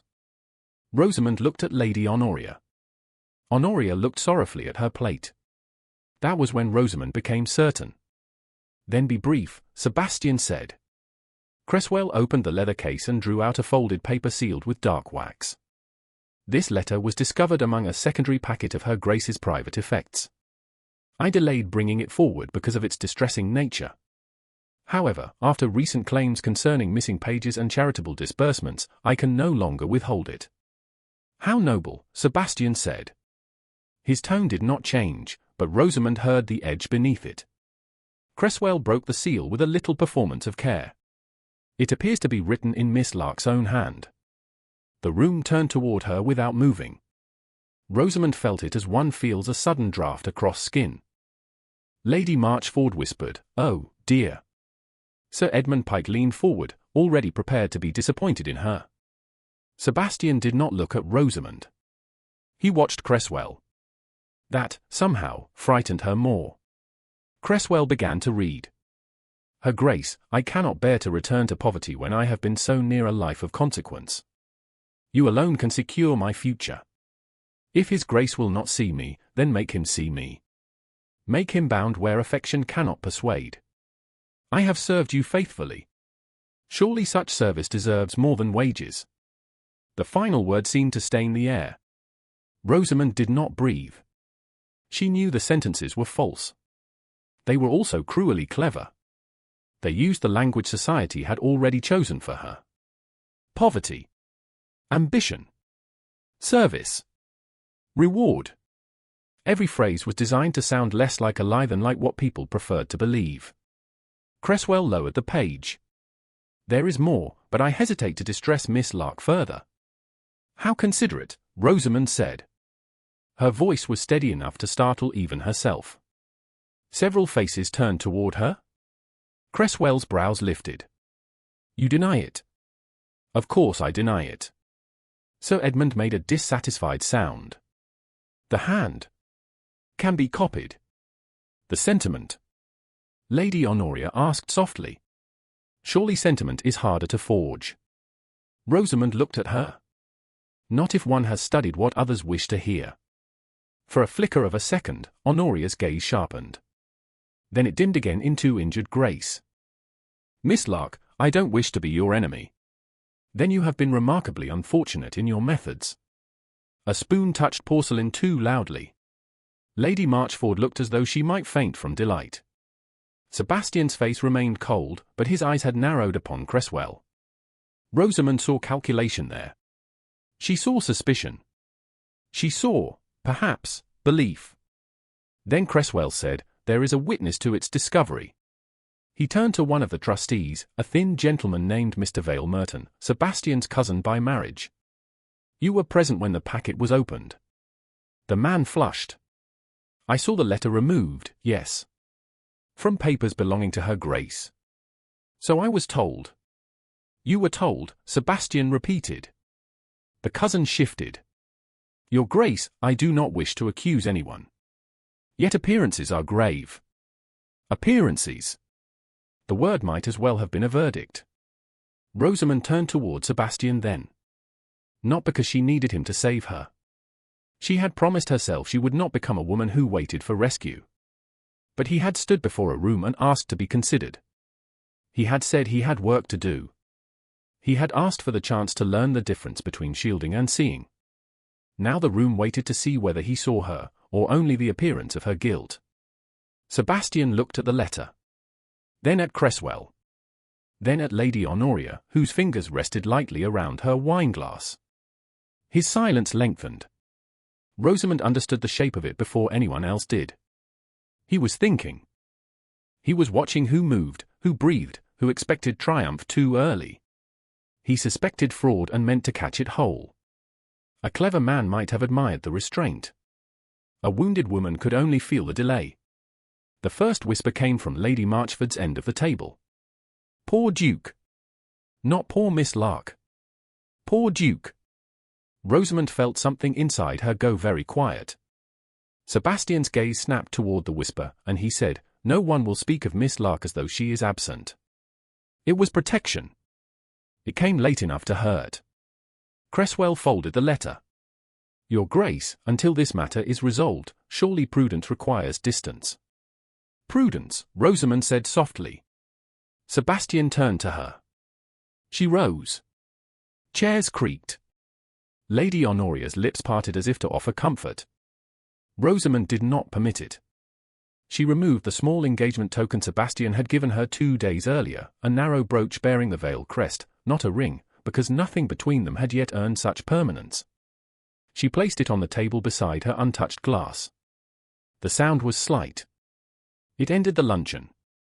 Miss Lark, Sebastian said. His voice had changed. Only she could have heard the cost in it. I have not judged you. No, she said. You waited to see who else would. The word struck him. She saw it. For one moment, the Duke of Alderwick looked less like a man born to command rooms than a man who had just discovered that control could be a form of cowardice. He stepped back from the table as if to come around it, but Rosamund lifted one hand. Not dramatically. Enough. He stopped. The gesture mattered because everyone saw him obey it. I will not remain while my character is weighed against forged ink for the entertainment of people who decided my value before I entered the room. Sir Edmund coloured. Lady Marchford found sudden interest in her fan. Cresswell said, Miss Lark, flight may be misunderstood. Then let London enjoy itself. It seems determined to do so regardless. She turned to Lady Honoria. You have been careful, my lady. But not careful enough.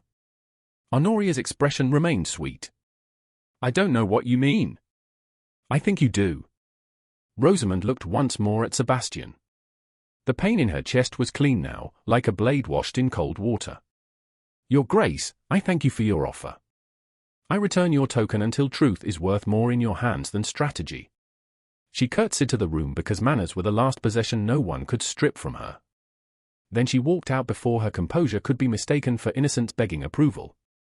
In the hall, a maid offered her cloak with shaking hands. Rosamund thanked her by name. Behind the dining room doors, voices rose and fell. One voice cut through them, Sebastian's, low and dangerous, commanding someone to remain seated. She did not turn back. Outside, the afternoon air felt thin and bright. A hired carriage waited near the curb, and Rosamund gave the direction of her widowed cousin's house in Bloomsbury. Only after the carriage began to move did she realize her left hand was bare. The mended glove was gone. Back in Lady Marchford's dining room, Sebastian stood beside Rosamund's empty chair. The veil token lay where she had placed it. Beside the false confession, half hidden beneath the edge of the table linen, rested the torn pearl grey glove. He picked it up carefully. Ink marked the seam. Not fresh ink. Old ink. The same shade as the Westmere copy his mother had ordered preserved. He looked at Cresswell, then at Honoria. At last, the room saw the anger he had kept leashed too long. No one leaves, he said. Not until I know why a forged letter has arrived with proof of its own undoing. Sebastian did not raise his voice after Rosamund left Lady Marchford's house. That was why every person in the dining room became afraid. Anger in a lesser man might have overturned a glass or filled the room with noise. The Duke of Alderwick merely stood beside Rosamund's empty chair with her torn glove in his hand and looked at Mr. Cresswell until the solicitor's careful colour faded. You will sit down, Sebastian said. Cresswell had been halfway to his feet. He lowered himself again with the stiffness of a man remembering too late that a duke's dining room manners did not make him harmless. Lady Honoria placed a hand at her throat.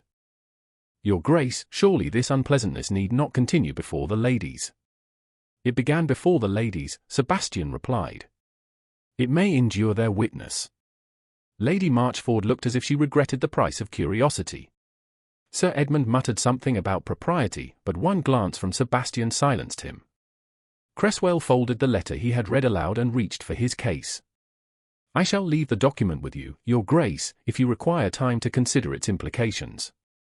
You will leave the document because it is now evidence of misconduct. Cresswell's mouth tightened. Misconduct is a serious accusation. So is forgery. A faint sound moved through the room. Lady Honoria did not move, but Sebastian saw the pulse at her wrist quicken. He had watched her through the final minutes of Cresswell's performance. He had watched her breathe too soon when the word wages was read. He had watched her relief when his silence lengthened. And because he had failed Rosamund in the one moment when watching had not been enough. That failure stood in the room more plainly than any forged letter. The page cut from my mother's ledger concerned Lord Mowbray's delayed repayment, Sebastian said. This letter appears conveniently after Miss Lark identifies that absence. You claim to have discovered it among private effects opened in the presence of Mr. Vale Merton. He says only that he saw a packet removed after being told what it was. That is not a discovery, Cresswell. It is theatre. The solicitor recovered enough to bow his head. If my procedure was imperfect, I regret it. Grief has made all matters disorderly. My mother's grief did not alter numbers. Yours will not alter dates. Lady Honoria rose slowly. I cannot listen while my father's name is dragged into suspicion through implication. Then sit down and listen while I make the implication clear. Her eyes flashed. There, at last, beneath silken discipline, was the woman Rosamund had seen first. You forget yourself, Your Grace. No, Sebastian said. That is the first thing I have done correctly today. The words cost him because they were true. Honoria heard the confession inside them and softened at once, adjusting her expression into pity. You are distressed. Miss Lark's departure was dramatic. I understand that you feel responsible. Do not speak of responsibility as if you have met it. He turned to Cresswell. You will provide a full list of every paper removed from my mother's effects, every person present, and every seal broken since Monday. By tonight. That may not be possible. Then tomorrow you may explain its impossibility to my man of business and to the trustees without the advantage of my patience. Cresswell swallowed. As you wish. No. As my mother wished. That is what seems to trouble everyone. Sebastian placed the forged letter inside his own breast pocket and folded Rosamund's glove carefully, more carefully than he had held his own temper. He wanted to leave then, to find her carriage, to reach Bloomsbury before gossip outran him. But if he left too soon, Honoria would turn the room into proof of Rosamund's guilt before the plates were cleared. So he remained long enough to bind every witness to discomfort. He questioned Vale Merton. He made Lady Marchford repeat exactly who had been invited and by whom. He asked Sir Edmund whether prudence had ever required him to doubt a gentleman as quickly as he had doubted Miss Lark. By the time Sebastian walked out, no one in the house believed the afternoon had ended. They understood only that it had begun. Yet London moved faster than authority. Before his carriage reached Alderwick House, the story had already changed shape. By evening, the rumour was that Miss Lark had fled when confronted. By supper, she had returned the Duke's token in gilt. By the next morning, she had manipulated the late Duchess, failed, and escaped to unknown lodgings. Lady Honoria's version travelled wrapped in sorrow. She told Lady Marchford that she feared for Sebastian's heart. She told Mrs. Anstruther that poverty could make good women desperate. She told Sir Edmund that, for the sake of the Vale charities, a steadier hand might be required until the matter was resolved. By Wednesday afternoon, a note reached Alderwick House suggesting Lady Honoria might temporarily assist with the Briarcombe charitable correspondence. Sebastian read it once and tore it cleanly in half. No answer, he said. Mr. Havers bowed. There is also the matter of Miss Lark's direction, Your Grace. Sebastian looked up sharply. You found it? Mrs. Vale believes Miss Lark has gone to Mrs. Beatrice Fenwick, a widowed cousin in Bloomsbury. A respectable house. Quiet. 3 miles from here, perhaps a little less by carriage. Sebastian took up his pen at once. He wrote only 6 lines. He did not defend himself. He did not command. He asked whether she was safe and whether she would permit him to call with Mrs. Vale in attendance. He sealed the note himself. 2 hours later, it returned unopened. The sight of his own seal unbroken struck him harder than any accusation had. Mr. Havers placed it on the desk without comment. Sebastian almost laughed at the justice of it. He had spent years thinking silence was control. Now silence had been returned to him, and it had teeth. In Bloomsbury, Rosamund sat at her cousin's narrow writing table with no fire lit because coal cost money and anger had kept her warm enough. Mrs. Beatrice Fenwick's house was small, respectable, and clean, with curtains darned at the edges and a front parlour that smelled faintly of lemon polish. Beatrice had asked no foolish questions when Rosamund arrived. She had taken one look at her face, sent the maid for tea, and said, "You may cry later if it proves useful. For now, tell me what paper we need." That was why Rosamund loved her. Now the table was covered with memorized numbers, copied dates, scraps of recollection, and a rough timeline of the Duchess's final fortnight. Rosamund had no access to the Alderwick ledgers, but she had something almost as dangerous. She had a trained memory. She wrote Westmere disbursement beside April 15th. She wrote Mowbray repayment delayed beside April 16th.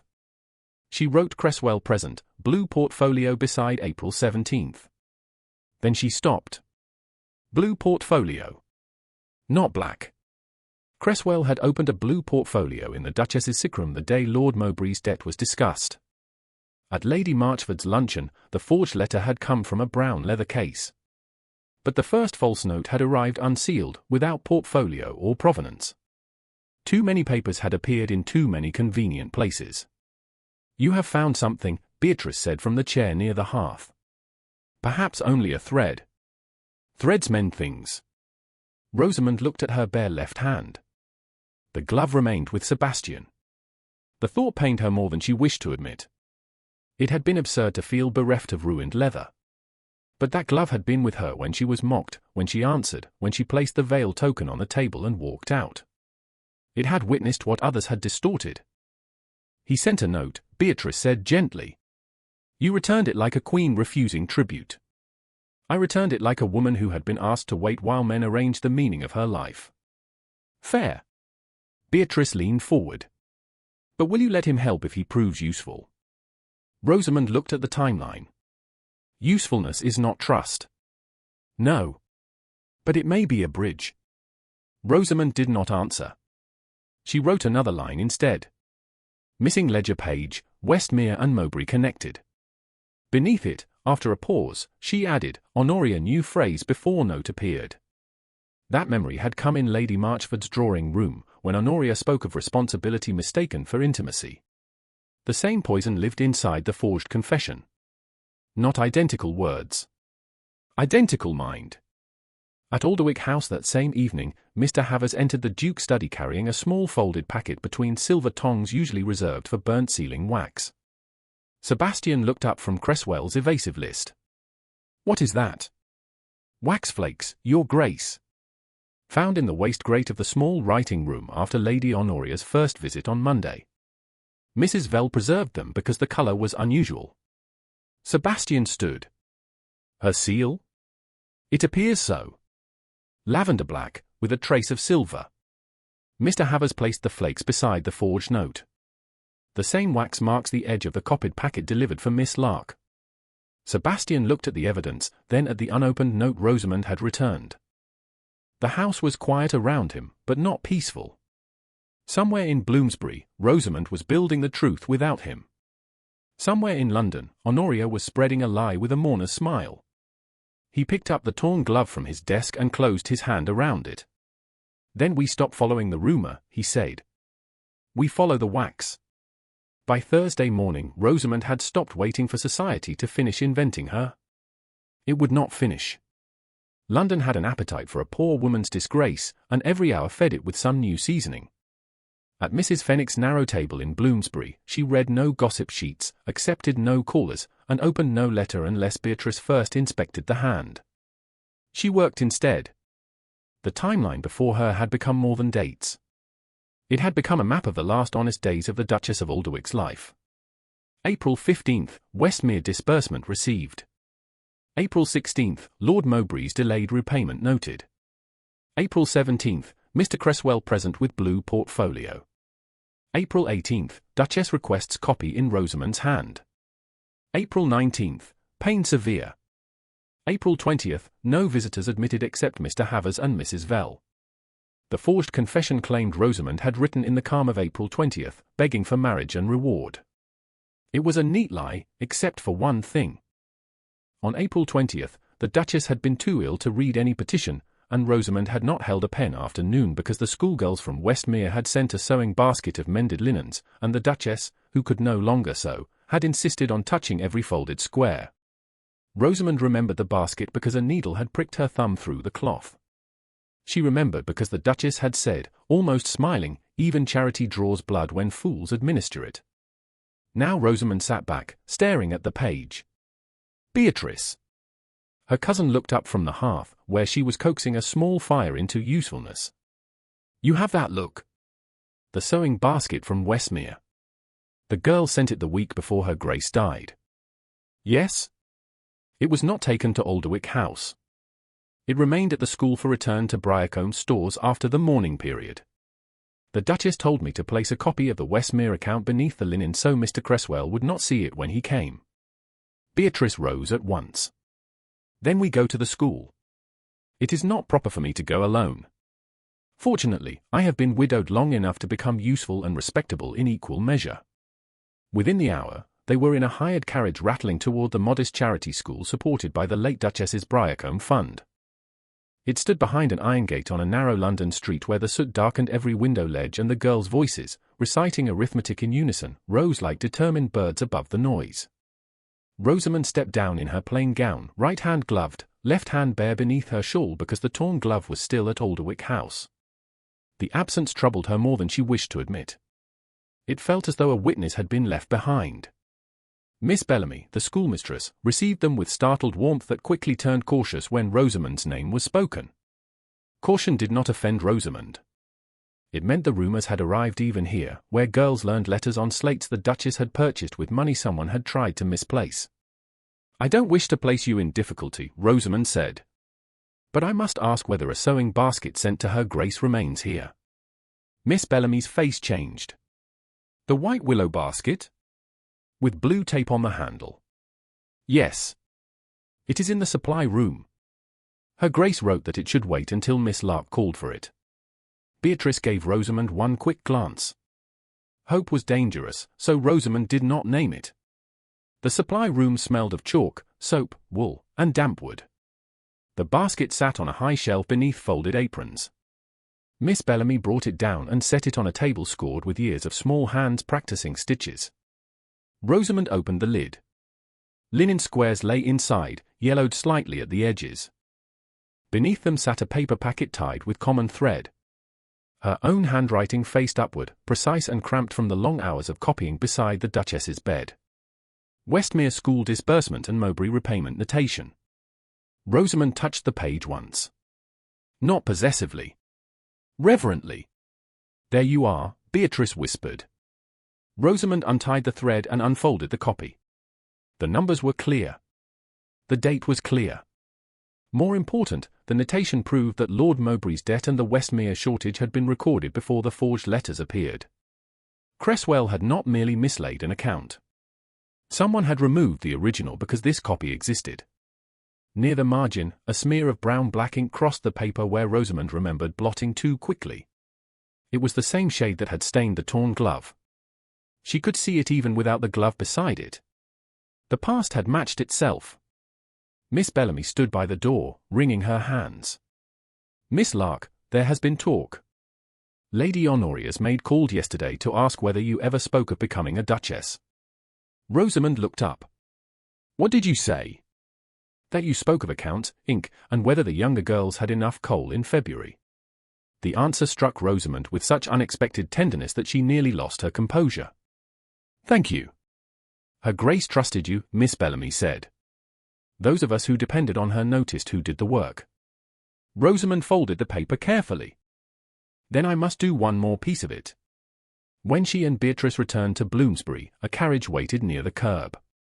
Dark, plain, unmistakably expensive. Sebastian stood beside it with Mr. Havers a few paces behind him, and Mrs. Vale seated within, visible through the open door. Rosamund stopped on the pavement. Beatrice murmured, "That is either an apology or an invasion." "Shall I fetch my umbrella?" "Not yet." Sebastian removed his hat. He did not step too close.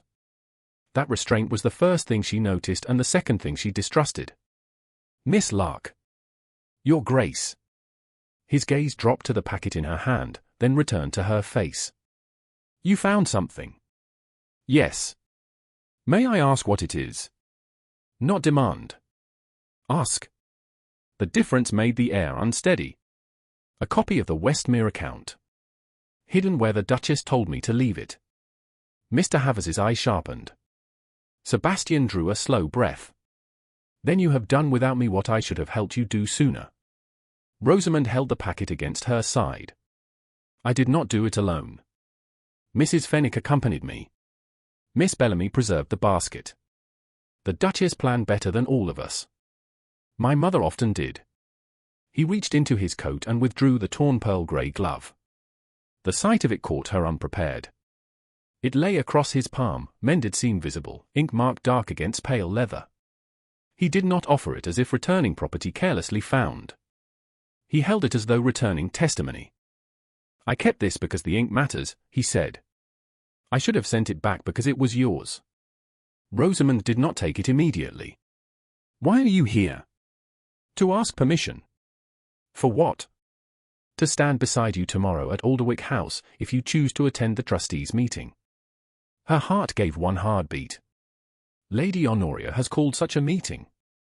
She has demanded one. She intends to have you questioned for the good of the House of Vale. The phrase might have frightened Rosamund once. Now it clarified the road ahead. She looked at the glove in his hand, then at the account copy in hers. If I attend, I will speak. Yes. You will not answer for me because my voice is inconvenient. No, you will not pause to study faces while mine is being torn apart. Pain moved across his expression. He deserved the words, and to his credit, he received them standing still. No, and you will not turn my innocence into another proof of your generosity. No, his voice lowered. I don't want to be generous. I want to be just. I was not that when you needed me. Beatrice, standing at Rosamund's shoulder, made no sound, but Rosamund felt her cousin's approval like a hand at her back. Mrs. Vale remained in the carriage, proper as law, but her eyes were bright. Rosamund finally took the glove. The leather was warm from his hand. She wished it were not. You may stand beside me, she said. But you will not stand in front of me. Sebastian bowed. Not to the idea of a future duchess. To her condition. I understand. No, Rosamund said softly. You are beginning to. His gaze lifted, and for one breath the street around them seemed to quiet. Not with romance. Not yet. With the dangerous possibility of trust returning by its own will, not because rank had summoned it. Mr. Havers stepped forward and offered a small sealed packet. From Mrs. Vale, Miss. Wax flakes from Lady Honoria's seal, preserved from the writing-room grate. Rosamund looked from the packet to Sebastian. The pieces were no longer scattered. The glove. The copy. The wax. The dates. The debt. Honoria had asked for a public reckoning. Tomorrow she would have won. Rosamund folded the glove over the Westmere account and held both close. Then tell Lady Honoria I shall attend, she said. For the good of the House of Vale. The drawing-room at Alderwick House had been arranged to look merciful and felt instead like a room waiting to condemn someone politely. Chairs had been placed in a careful half-circle before the long windows. A writing table stood near the hearth with ink, blotting paper, and 3 stacked account books upon it, as if order itself had been invited to sit in judgment. Lady Honoria had chosen the hour, the witnesses, and the language of concern. She had not chosen Rosamund's entrance. That was the first thing that unsettled her. Rosamund arrived not through the side passage, not by the servant's stair, and not hidden behind Mrs. Fenwick's widow's veil. She entered through the main drawing-room door with her cousin at her left, Mr. Havers behind them, and Sebastian standing just inside the threshold as though he had been waiting for the room to see her before he moved. Her gown was plain grey wool, clean and severe. Her bonnet had no feather. Her left glove, mended across the palm, was visible when she lowered her hand from her cloak. The repair was no longer disguised. It was almost displayed. A faint murmur crossed the room and died when Sebastian turned his head. He did not offer Rosamund his arm. He did not guide her forward. He had promised not to stand in front of her, and Rosamund felt the promise before she heard anything else. Lady Honoria sat near the hearth in dark lavender, her father's empty chair placed prominently beside her as if Lord Mowbray's absence carried rank of its own. Mr. Cresswell stood near the writing table with his leather case, smooth-faced and grave. Sir Edmund Pike held his cane across his knees. Lady Marchford and Mrs. Anstruther sat with the wide-eyed solemnity of women prepared to call cruelty necessity if the tea was good enough. 2 trustees Rosamund barely knew stood by the window. Mrs. Vale sat in a chair near the open door, her housekeeper's keys resting in her lap. Sebastian remained at Rosamund's right, close enough to be seen, far enough not to claim her voice. Miss Lark, Lady Honoria said, rising. You have come. You requested my presence. For the good of the House of Vale. So I was told. Rosamund removed her cloak and handed it to Beatrice, not to a servant. She did it because her hands needed one ordinary task before the room could take the measure of them. Then let us do good by beginning with truth. So Edmund shifted. A bold opening. Rosamund looked at him. Truth usually sounds bold to those who expected apology. Sebastian made no sound, but she sensed the stillness beside her change. Not warning. Restraint. Lady Honoria's smile thinned. No one wishes to humiliate you, Miss Lark. Then this meeting will be brief. Mrs. Anstruther looked down quickly. Mr. Cresswell cleared his throat. The purpose of this private discussion is to resolve contradictions concerning documents found among the late Duchess's effects. No, Rosamund said. Cresswell blinked. I beg your pardon. That is not the purpose. The purpose is to decide whether society may safely call me a liar without troubling itself over dates. A silence followed, sharper than outrage, because several people in the room recognized the accuracy of it. Sebastian did not speak. That gave Rosamund strength more complicated than support. He was there, and he was quiet because she had asked him to be. Cresswell opened his case. Very well. Dates, then. The letter I read at Lady Marchford's luncheon was dated April 20th. Yes. Written, it claims, by you. It was not. Yet in a hand resembling yours. Resemblance is the common refuge of forgers. Sir Edmund tapped his cane once. Miss Lark, a little humility might serve you. I tried humility for many years, Sir Edmund. It was mistaken for permission. That ended his tapping. Lady Honoria leaned forward with sorrowful patience. Miss Lark, if you possess evidence, present it. We are not here to admire phrases. Rosamund took the folded Westmere copy from Beatrice and placed it upon the writing table. Her mended glove brushed the edge of the paper. This is a copy of the Westmere School disbursement and the Mowbray repayment notation, written in my hand at the late Duchess's request on April 18th. It was concealed by her instruction in a sewing basket at the school. Miss Bellamy, the schoolmistress, preserved it. Cresswell's gaze flickered before he controlled it. A copy found in a charity school after scandal has begun is hardly conclusive. No single paper is conclusive. A pattern is. Rosamund unfolded the timeline she had made in Bloomsbury. On April 15th, the Westmere disbursement was received. On April 16th, the Duchess noted Lord Mowbray's delayed repayment in the margin of the Briarcombe ledger. On April 17th, Mr. Cresswell attended her with a blue portfolio. Many solicitors use portfolios, Cresswell said. Indeed. But the Duchess asked me afterward to copy the page because she feared the original might become inconvenient. Lady Honoria's gloved fingers curled around her handkerchief. Convenient to whom? To anyone whose family debt appeared on the same page as a charitable shortage. The room shifted. No one spoke Lord Mowbray's name. That made it louder. Rosamund continued before fear could become a hand around her throat. On April 20th, the date of the alleged letter, the Duchess was too ill to receive such a petition.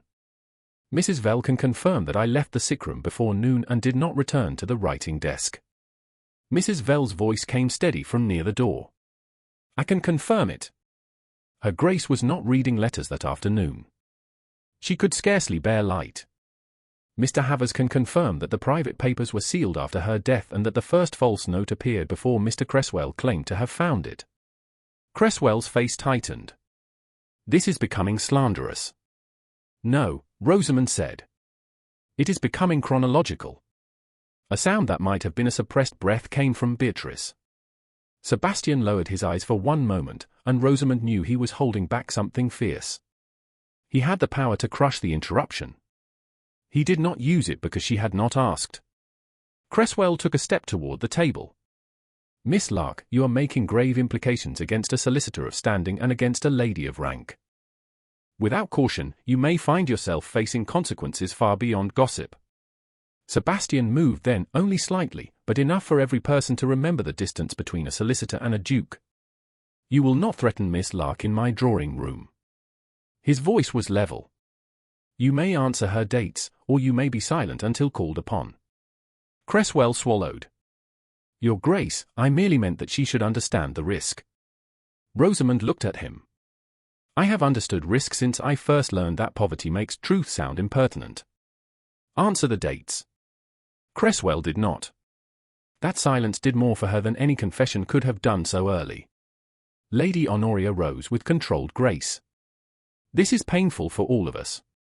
Miss Lark has arranged her recollections cleverly, but recollection is not proof. A school copy, a servant's memory, and a sentimental object cannot erase the fact that letters exist. Letters produced by those who benefit from them, Rosamund said. Letters that appear whenever a ledger page is mentioned. Letters that use phrases you have spoken before. Honoria's face cooled. You accuse me of forging your hand. I accuse the truth of approaching you. A faint shock passed through the room. Sebastian's gaze turned fully to Rosamund, and for once she did not look away. She felt the fear in her own body. She felt the awareness of rank, money, beauty, power, and all the invisible walls built to keep women like Honoria believed and women like Rosamund grateful. Then she looked back at the table. The ink on my glove matches the Westmere copy because I blotted the page myself. The missing ledger page concerns the same figures. The false confession places me writing to the Duchess at an hour when the house can prove she received no such paper. I do not ask this room to like me. I ask it to count. Lady Marchford whispered, "Good heavens." Sir Edmund said nothing. One of the trustees by the window stepped closer to view the copy. Cresswell reached for it, but Sebastian's hand came down on the table before he could touch the paper. Not without permission. The solicitor withdrew. Rosamund felt a small, dangerous pulse of relief. Not because Sebastian had spoken for her. Because he had protected the evidence, not her pride. There was a difference. Honoria seemed to understand that the room was no longer leaning entirely in her direction. Her expression softened at once, becoming almost mournful. "How unfortunate," she said. "I had hoped we might spare Miss Lark further distress. But if papers must decide what character cannot, then there is one final letter." Mr. Havers, still near the door, lifted his head. Mrs. Vale's keys gave the smallest sound. Sebastian's face hardened. Rosamund felt the air change again, but this time she did not step back from it. Honoria drew a folded sheet from her reticule, sealed with dark wax so deep it looked almost black in the afternoon light. "This," she said, "was given into my keeping by Mr. Cresswell only this morning. It is in Miss Lark's hand, and I fear it says what she has been too proud to confess." She held it out. No one reached for it at first.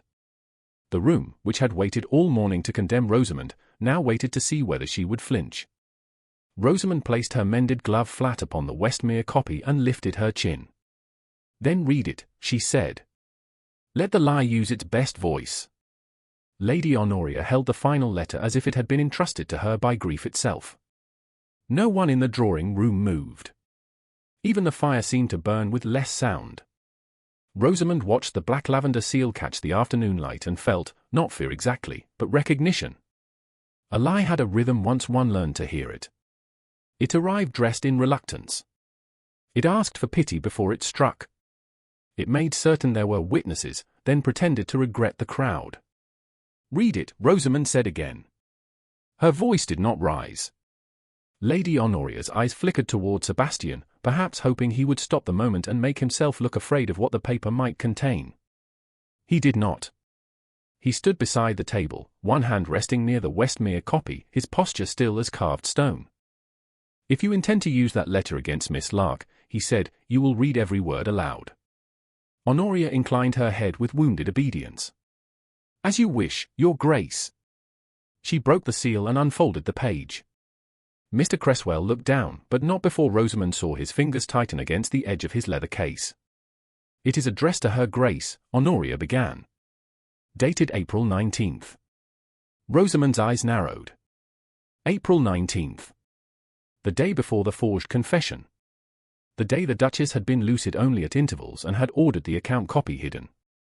Honoria read, "Your Grace, I have done as you advised. I have made myself necessary. His Grace may despise me now, but necessity often outlives dislike.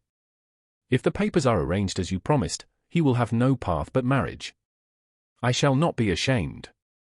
A woman without fortune must learn to use the doors that pity opens." The room absorbed the words with a kind of greedy discomfort. Sir Edmund drew in a breath through his nose. Lady Marchford's eyes shone with the terrible brightness of scandal justified. Beatrice took half a step toward Rosamund, but Rosamund remained where she stood, her mended glove resting on the true account. The words were vile because they were clever. They made her sound practical, not hysterical. Ambitious, not wicked. Exactly the sort of woman people could condemn while feeling reasonable. Honoria lowered the page. "There is more, but I cannot bear to continue. I can, Rosamund said. Please do. Honoria's lips pressed together. She resumed. Mr. Cresswell believes the Briarcombe page troublesome. If it disappears, no one will know why the Duchess hesitated to trust Lady Honoria. I pray only that the matter be complete before His Grace arrives. The room went silent in a new way. Not against Rosamund this time. Around her. Because the letter had said too much. Sebastian's gaze moved sharply to Cresswell. Honoria realized it one breath too late. That line is clearly Miss Lark attempting to implicate others, she said quickly. A desperate mind often prepares several defenses. Or a desperate forger includes too many convenient names, Rosamund said. Cresswell stepped forward. This is intolerable. Miss Lark cannot be permitted to insult a lady of birth and a solicitor of standing merely because damaging evidence has emerged. Damaging, yes, Mr. Havers said from the doorway. The butler's voice was so unexpected that every head turned. He stepped into the room with the composure of a man who had spent his life being present and unseen, and now intended to be heard precisely once. But not to Miss Lark. Lady Honoria's face chilled. Mr. Havers, this is hardly a servant's concern. It is a household concern, my lady. Sebastian looked at him. Speak. Mr. Havers bowed. The paper is from the small escritoire in the late Duchess's morning room. Cream stock with a faint blue thread. Her Grace used it only for personal correspondence. After her death, that escritoire was locked, and the key was placed in Mrs. Vale's keeping until the inventory. Mrs. Vale rose slightly from her chair, keys chiming at her waist. That is correct. Honoria's expression remained composed, but the color beneath her skin shifted. Many in this house might have had access before the Duchess died. Before, yes, Mr. Havers said. But the edge of that sheet bears a pressure mark from the new blade on the writing table. The old paper knife was broken the morning after her Grace's death. I replaced it myself. Sebastian's eyes went to the letter. Then the sheet was cut after my mother died. Yes, Your Grace. A murmur moved through the room.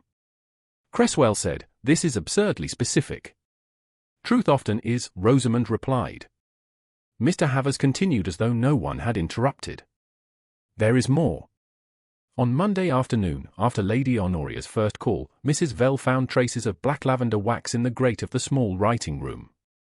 She preserved them because Lady Honoria's seal is uncommon and because no member of the household had been given permission to burn correspondence there. Mrs. Vale opened a small folded packet and laid it on the table.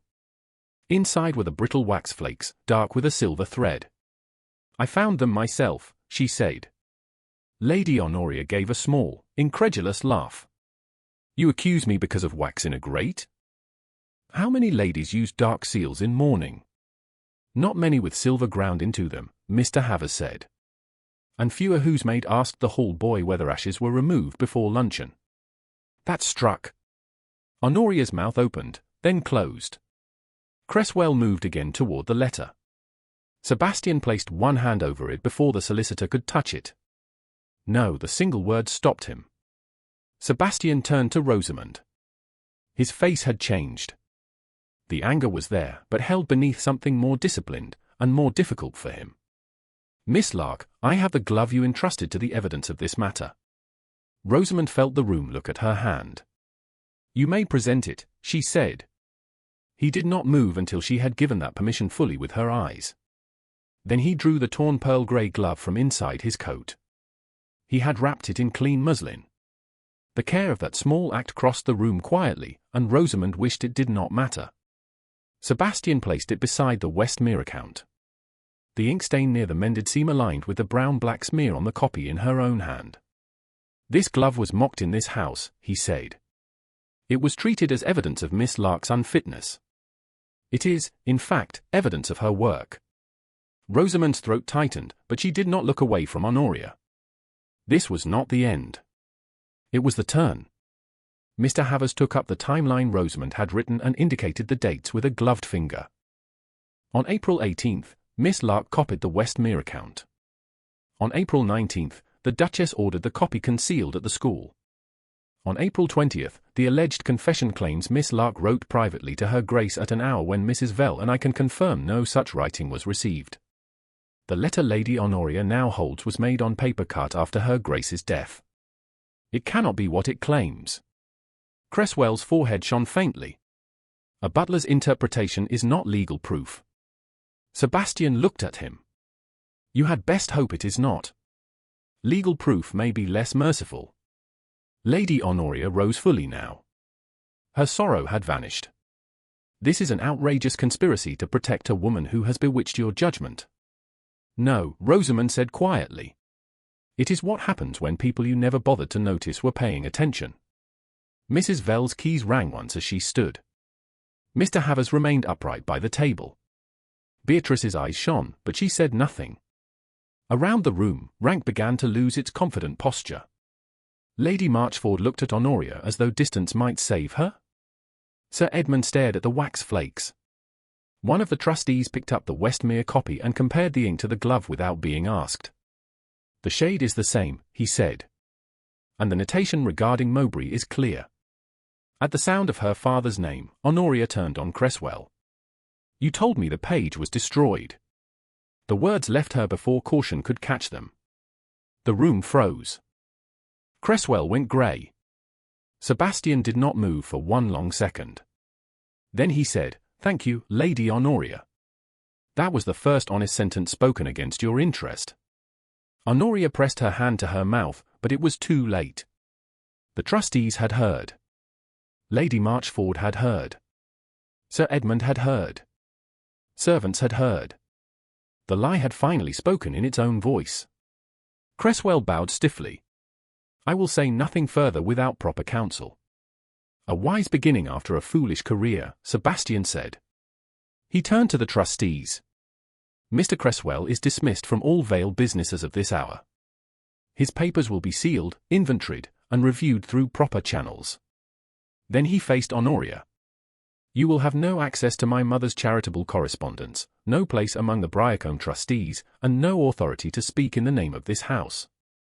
Honoria's face was white now, not delicate but stripped. You would ruin me for her? For the first time since entering the room, Rosamund saw Sebastian look at Honoria not with anger, but with contempt cold enough to end the question before it breathed again. No, he said. You have done that work yourself. The silence after it was complete. Yet Rosamund knew, before Sebastian turned, that the room's business was not finished. The forged letters had been answered. Her honor had been defended by paper, servants, dates, and the torn thing that had once been used to shame her. But one wound remained outside the evidence. It could not be proved by ink. It had to be named by the man who made it. Sebastian faced the room, then looked at Rosamund. There is one more wrong to answer for, he said. Mine. The word mine entered the drawing room more quietly than any accusation, yet it struck harder because Sebastian gave it no decoration. Lady Honoria stood near the hearth, stripped of composure but not yet of pride. Cresswell had gone rigid beside his sealed leather case. Sir Edmund Pike stared at the wax flakes as if they had personally betrayed him. Lady Marchford looked anywhere except at Rosamund. But Sebastian did not look at any of them. He looked at the woman he had failed before he had known how to value her. Rosamund felt the room turn with him. It was a strange thing to be cleared and still not free of pain. The forged letters had fallen apart. The missing page had found its meaning. Lady Honoria's own words had opened the trap beneath her feet. Yet the wound that had begun everything remained standing in the center of the room, invisible to everyone except the two people who had carried it from Monday to this hour. Your Grace, Lady Honoria said quickly, grasping at the chance to redirect disgrace. Surely enough has been said. Sebastian did not turn. Not nearly. The silence deepened. Rosamund's mended glove lay on the table beside the Westmere copy, the ink stain aligned with the truth. Sebastian moved toward it, then stopped before touching it, as if even now permission mattered. Miss Lark came to this house on Monday with my mother's letter and the Briarcombe papers, he said. His voice was clear enough to carry to every chair, every witness, every servant at the open door. Before she entered this room, before she was questioned, mocked, suspected, or offered any protection by me, she heard me speak of her to Mr. Havers. Rosamund's throat tightened. She had known he meant to answer for it. Knowing did not lessen the shock of hearing him bring the private cruelty into public air. Honoria's eyes sharpened with sudden interest. Surely private grief made many of us careless. "Do not rescue me from my own sentence," Sebastian said. Honoria fell silent. He looked at Rosamund then, and the authority in him changed into something more difficult to withstand. Honesty, without defense. "I said I would rather lose everything than marry her." A sound moved through the room. Not loud. Enough. Beatrice's hand closed around the back of the chair before her. The housekeeper lowered her eyes. Mr. Havers remained still, but his face bore the solemn weight of a man who had heard the first wound and now witnessed its naming. Rosamund did not look away. She had promised herself that if the moment ever came, she would not make it easier for him by pretending it did not hurt. Sebastian continued. "I said it because I was angry with a dead woman and chose to place that anger upon a living one. I said it because I saw Miss Lark as a condition, an inconvenience, a final act of my mother's will, and not as a woman who had served faithfully where I had been absent too often." Sir Edmund shifted in his chair. His face had coloured. Lady Marchford looked stricken, less perhaps by sympathy than by the memory of how readily she had believed the worst. Sebastian turned slightly, enough to include the room but not enough to abandon Rosamund's gaze. "My proposal by Friday did not erase that sentence. It did not make me generous. It did not make her fortunate. It was not a gift she owed me gratitude for accepting. It was the first inadequate act of a man who had begun to understand that rank may protect a woman from slander while still failing to honor her heart." Rosamund felt the words settle through her slowly. They did not mend. Not entirely. They did something rarer. They refused to hide the tear. Cresswell spoke with brittle desperation. "Your Grace, personal matters are hardly relevant to the documents." Sebastian looked at him then, and every trace of softness vanished. "The documents exposed your conduct. My words expose mine. Both belong in this room because both injured Miss Lark." Cresswell closed his mouth. "As for consequences," Sebastian said, turning to the trustees, "Mr. Cresswell is dismissed from all Vale business immediately. Every paper in his possession concerning Briarcombe, Westmere, and my mother's private settlement will be sealed and reviewed by independent counsel appointed by the trustees, not by him. If forgery, misdirection of charitable funds, or concealment of estate papers is confirmed, the matter will proceed through the proper legal channels." Cresswell gave a stiff bow, but fear had made it graceless. "I reserve my response." "Reserve what you like. You no longer reserve my trust." Sebastian faced Lady Honoria. She had regained some of her poise, enough to lift her chin, not enough to conceal the damage. "Lady Honoria Mowbray, you will withdraw from all Briarcombe charitable correspondence. Your father's delayed repayment will be entered openly before the trustees. Until it is settled, no member of your household will claim influence over Westmere School or any fund established by my mother. You will also leave this house today without speaking again of Miss Lark's character." Honoria's mouth trembled, then hardened. "You would cast aside an old alliance for a paid companion." Rosamund felt the old phrase strike, but this time it did not find the same place inside her. She stepped forward before Sebastian could answer. He stopped. She saw the effort it cost him. He had power enough to end Honoria's insult with one sentence. He gave Rosamund the room instead. "No, Lady Honoria," Rosamund said. "He is not casting aside an alliance for a paid companion. You are losing influence because you treated charity as a purse, reputation as a weapon, servants as furniture, and my poverty as permission." Honoria stared at her. Rosamund heard her own heartbeat. It was steady.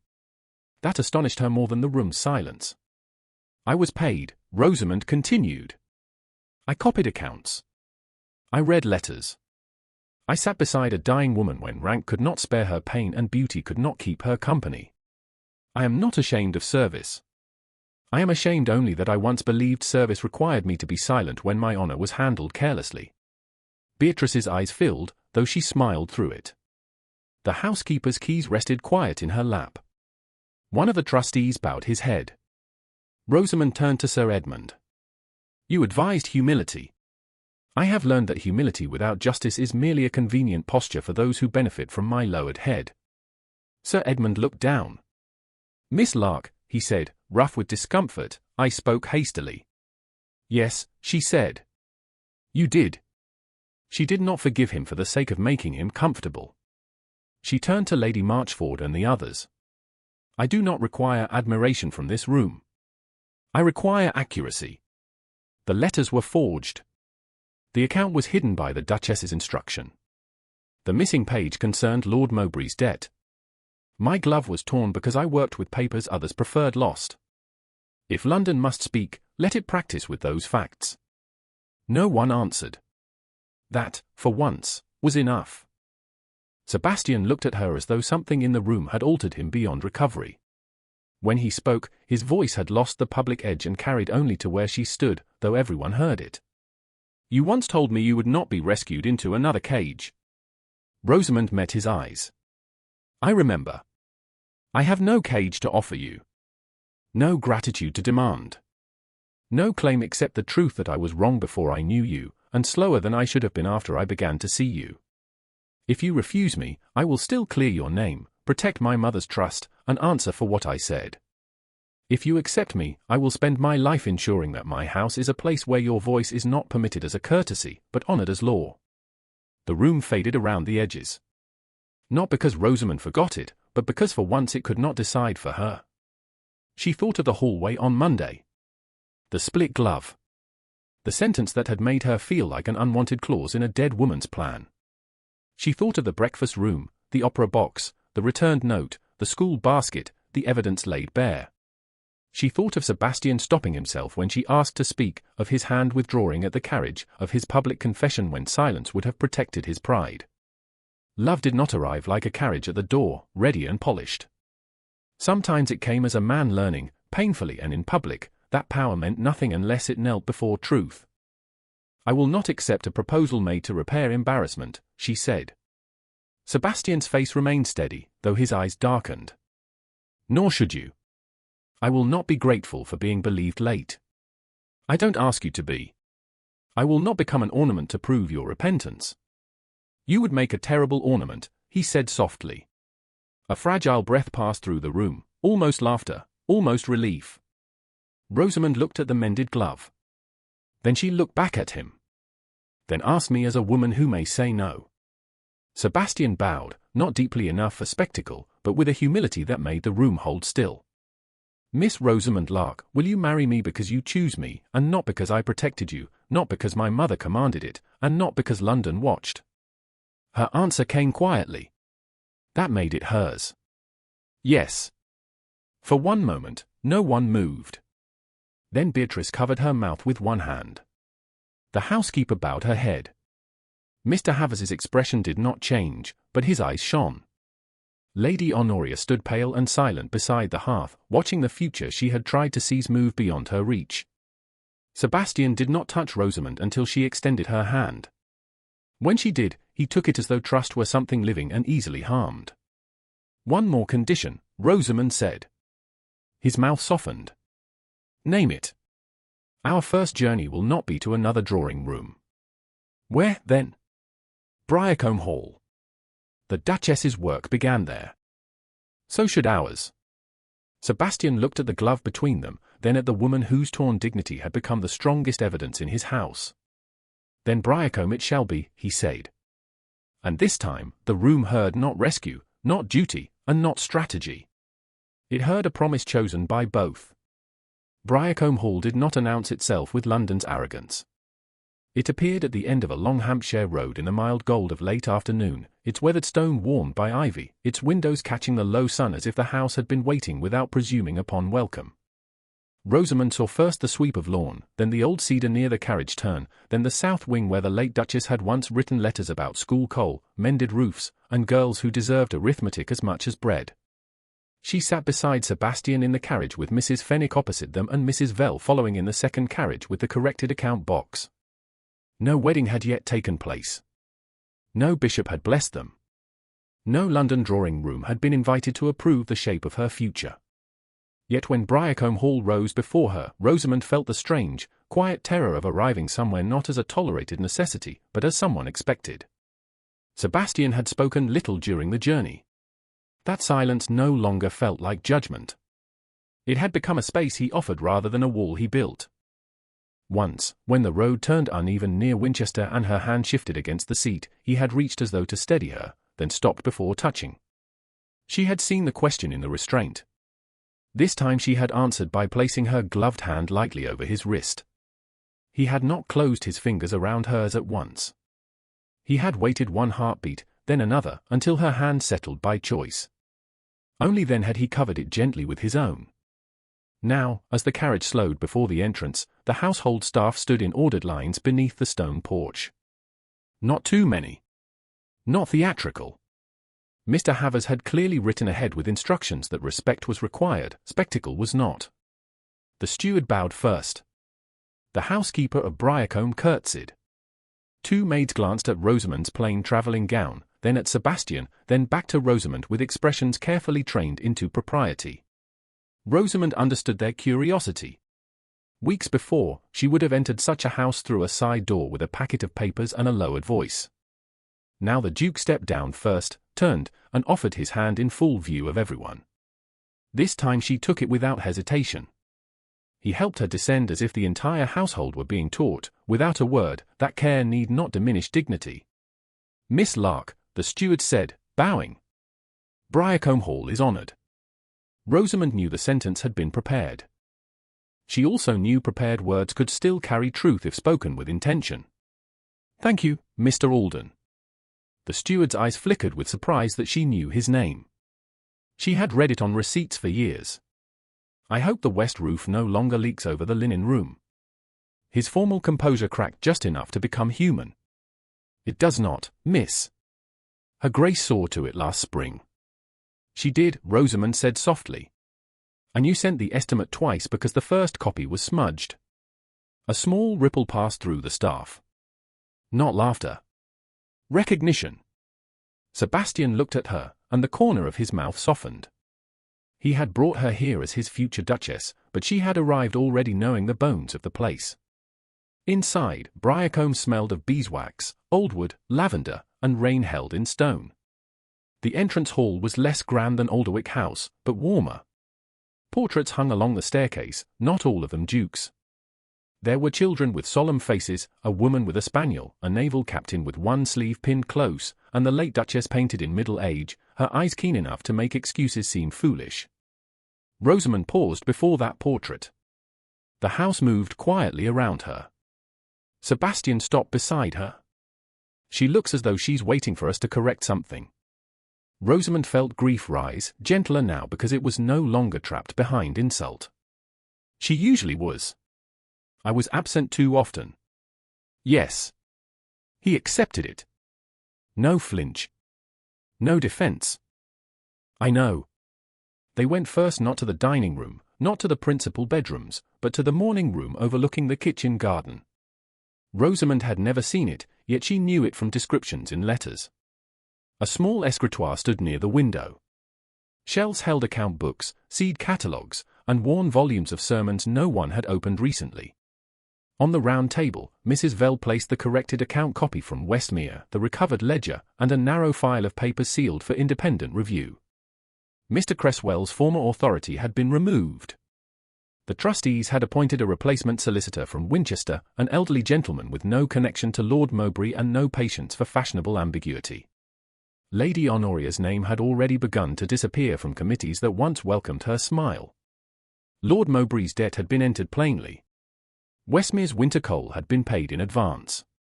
Justice, Rosamund had learned, was sometimes less dramatic than exposure. It was also more satisfying. It continued after the room emptied. Sebastian opened a small velvet-lined box and withdrew the pearl-grey glove. Mrs. Vale had mended it again before the journey, not to hide the tear but to preserve it. The stitches were visible, pale and exact across the palm. The ink stain remained. Sebastian placed the glove beside the ledger, not as a relic of shame, but as part of the record. Rosamund looked at it for a long moment. "It is a poor thing to put beside estate papers." "No," Sebastian said. It is the reason the estate papers were believed. The dates did that. The dates spoke. The glove made people look long enough to listen. She turned toward the window. Beyond the glass, 2 girls from the school walked along the garden path with Miss Bellamy, carrying a covered basket.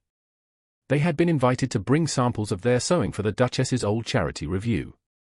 One of them laughed at something and then quickly covered her mouth, remembering the house. Rosamund smiled despite herself. They should be allowed to laugh. Then they will be, as Sebastian said. You may tell them. She glanced at him. May I? His expression changed. That was badly phrased. A little. You will tell them if you choose. The school is under your direction now, with the trustees' approval. Not as decoration. Not as a gesture. Because you know its needs better than I do. Rosamund looked back at the girls. Authority had frightened her once because she had seen it used as a weapon. In her own hands, it felt not like triumph, but responsibility. Then the first rule is laughter in the garden, provided arithmetic is not neglected. A severe administration. A just one. Sebastian came to stand beside her, leaving a respectful space between them. Do you regret it? She knew what he meant. Not the school. Not Briarcombe. Him. The question was not insecure. It was accountable. A man who had once assumed refusal was insult had learned to ask whether acceptance remained free. Rosamund touched the mended glove on the table. I regret how long I believed dignity had to be silent. He lowered his gaze. And me. She considered answering lightly. He deserved truth more. I regret the wound. I do not regret that you named it. I do not regret that, when it mattered, you learned to stand beside me rather than in front of me. He absorbed that as if it were both pardon and task. I will need reminding. Yes, she said. You will. A faint smile reached his eyes. Then I have chosen a merciless future Duchess. No. An accurate one. The late sun moved across the table, touching the ledger, the sealed review papers, and the glove. Sebastian placed his hand near it, palm down against the wood, not touching her, not claiming the moment. Rosamund looked at that hand and remembered the first time he had offered it at the carriage, then withdrawn because she had not chosen. She remembered every room where she had been weighed and every silence she had survived. Then she laid her bare hand over his. His fingers turned carefully beneath hers, closing only when she allowed it. Outside, one of the schoolgirls laughed again, clearer this time, and no one hushed her. In the morning room of Briarcombe Hall, beside the mended glove and the account that had restored her name, Rosamund understood at last that being seen was not the same as being saved. Being seen meant the truth of her work, her pain, her courage, and her choice could stand in full daylight without apology. Sebastian bowed his head over their joined hands, not in defeat and not in worship, but in promise. The house held its silence around them, no longer judgmental, no longer cold. It was the silence of a place beginning again.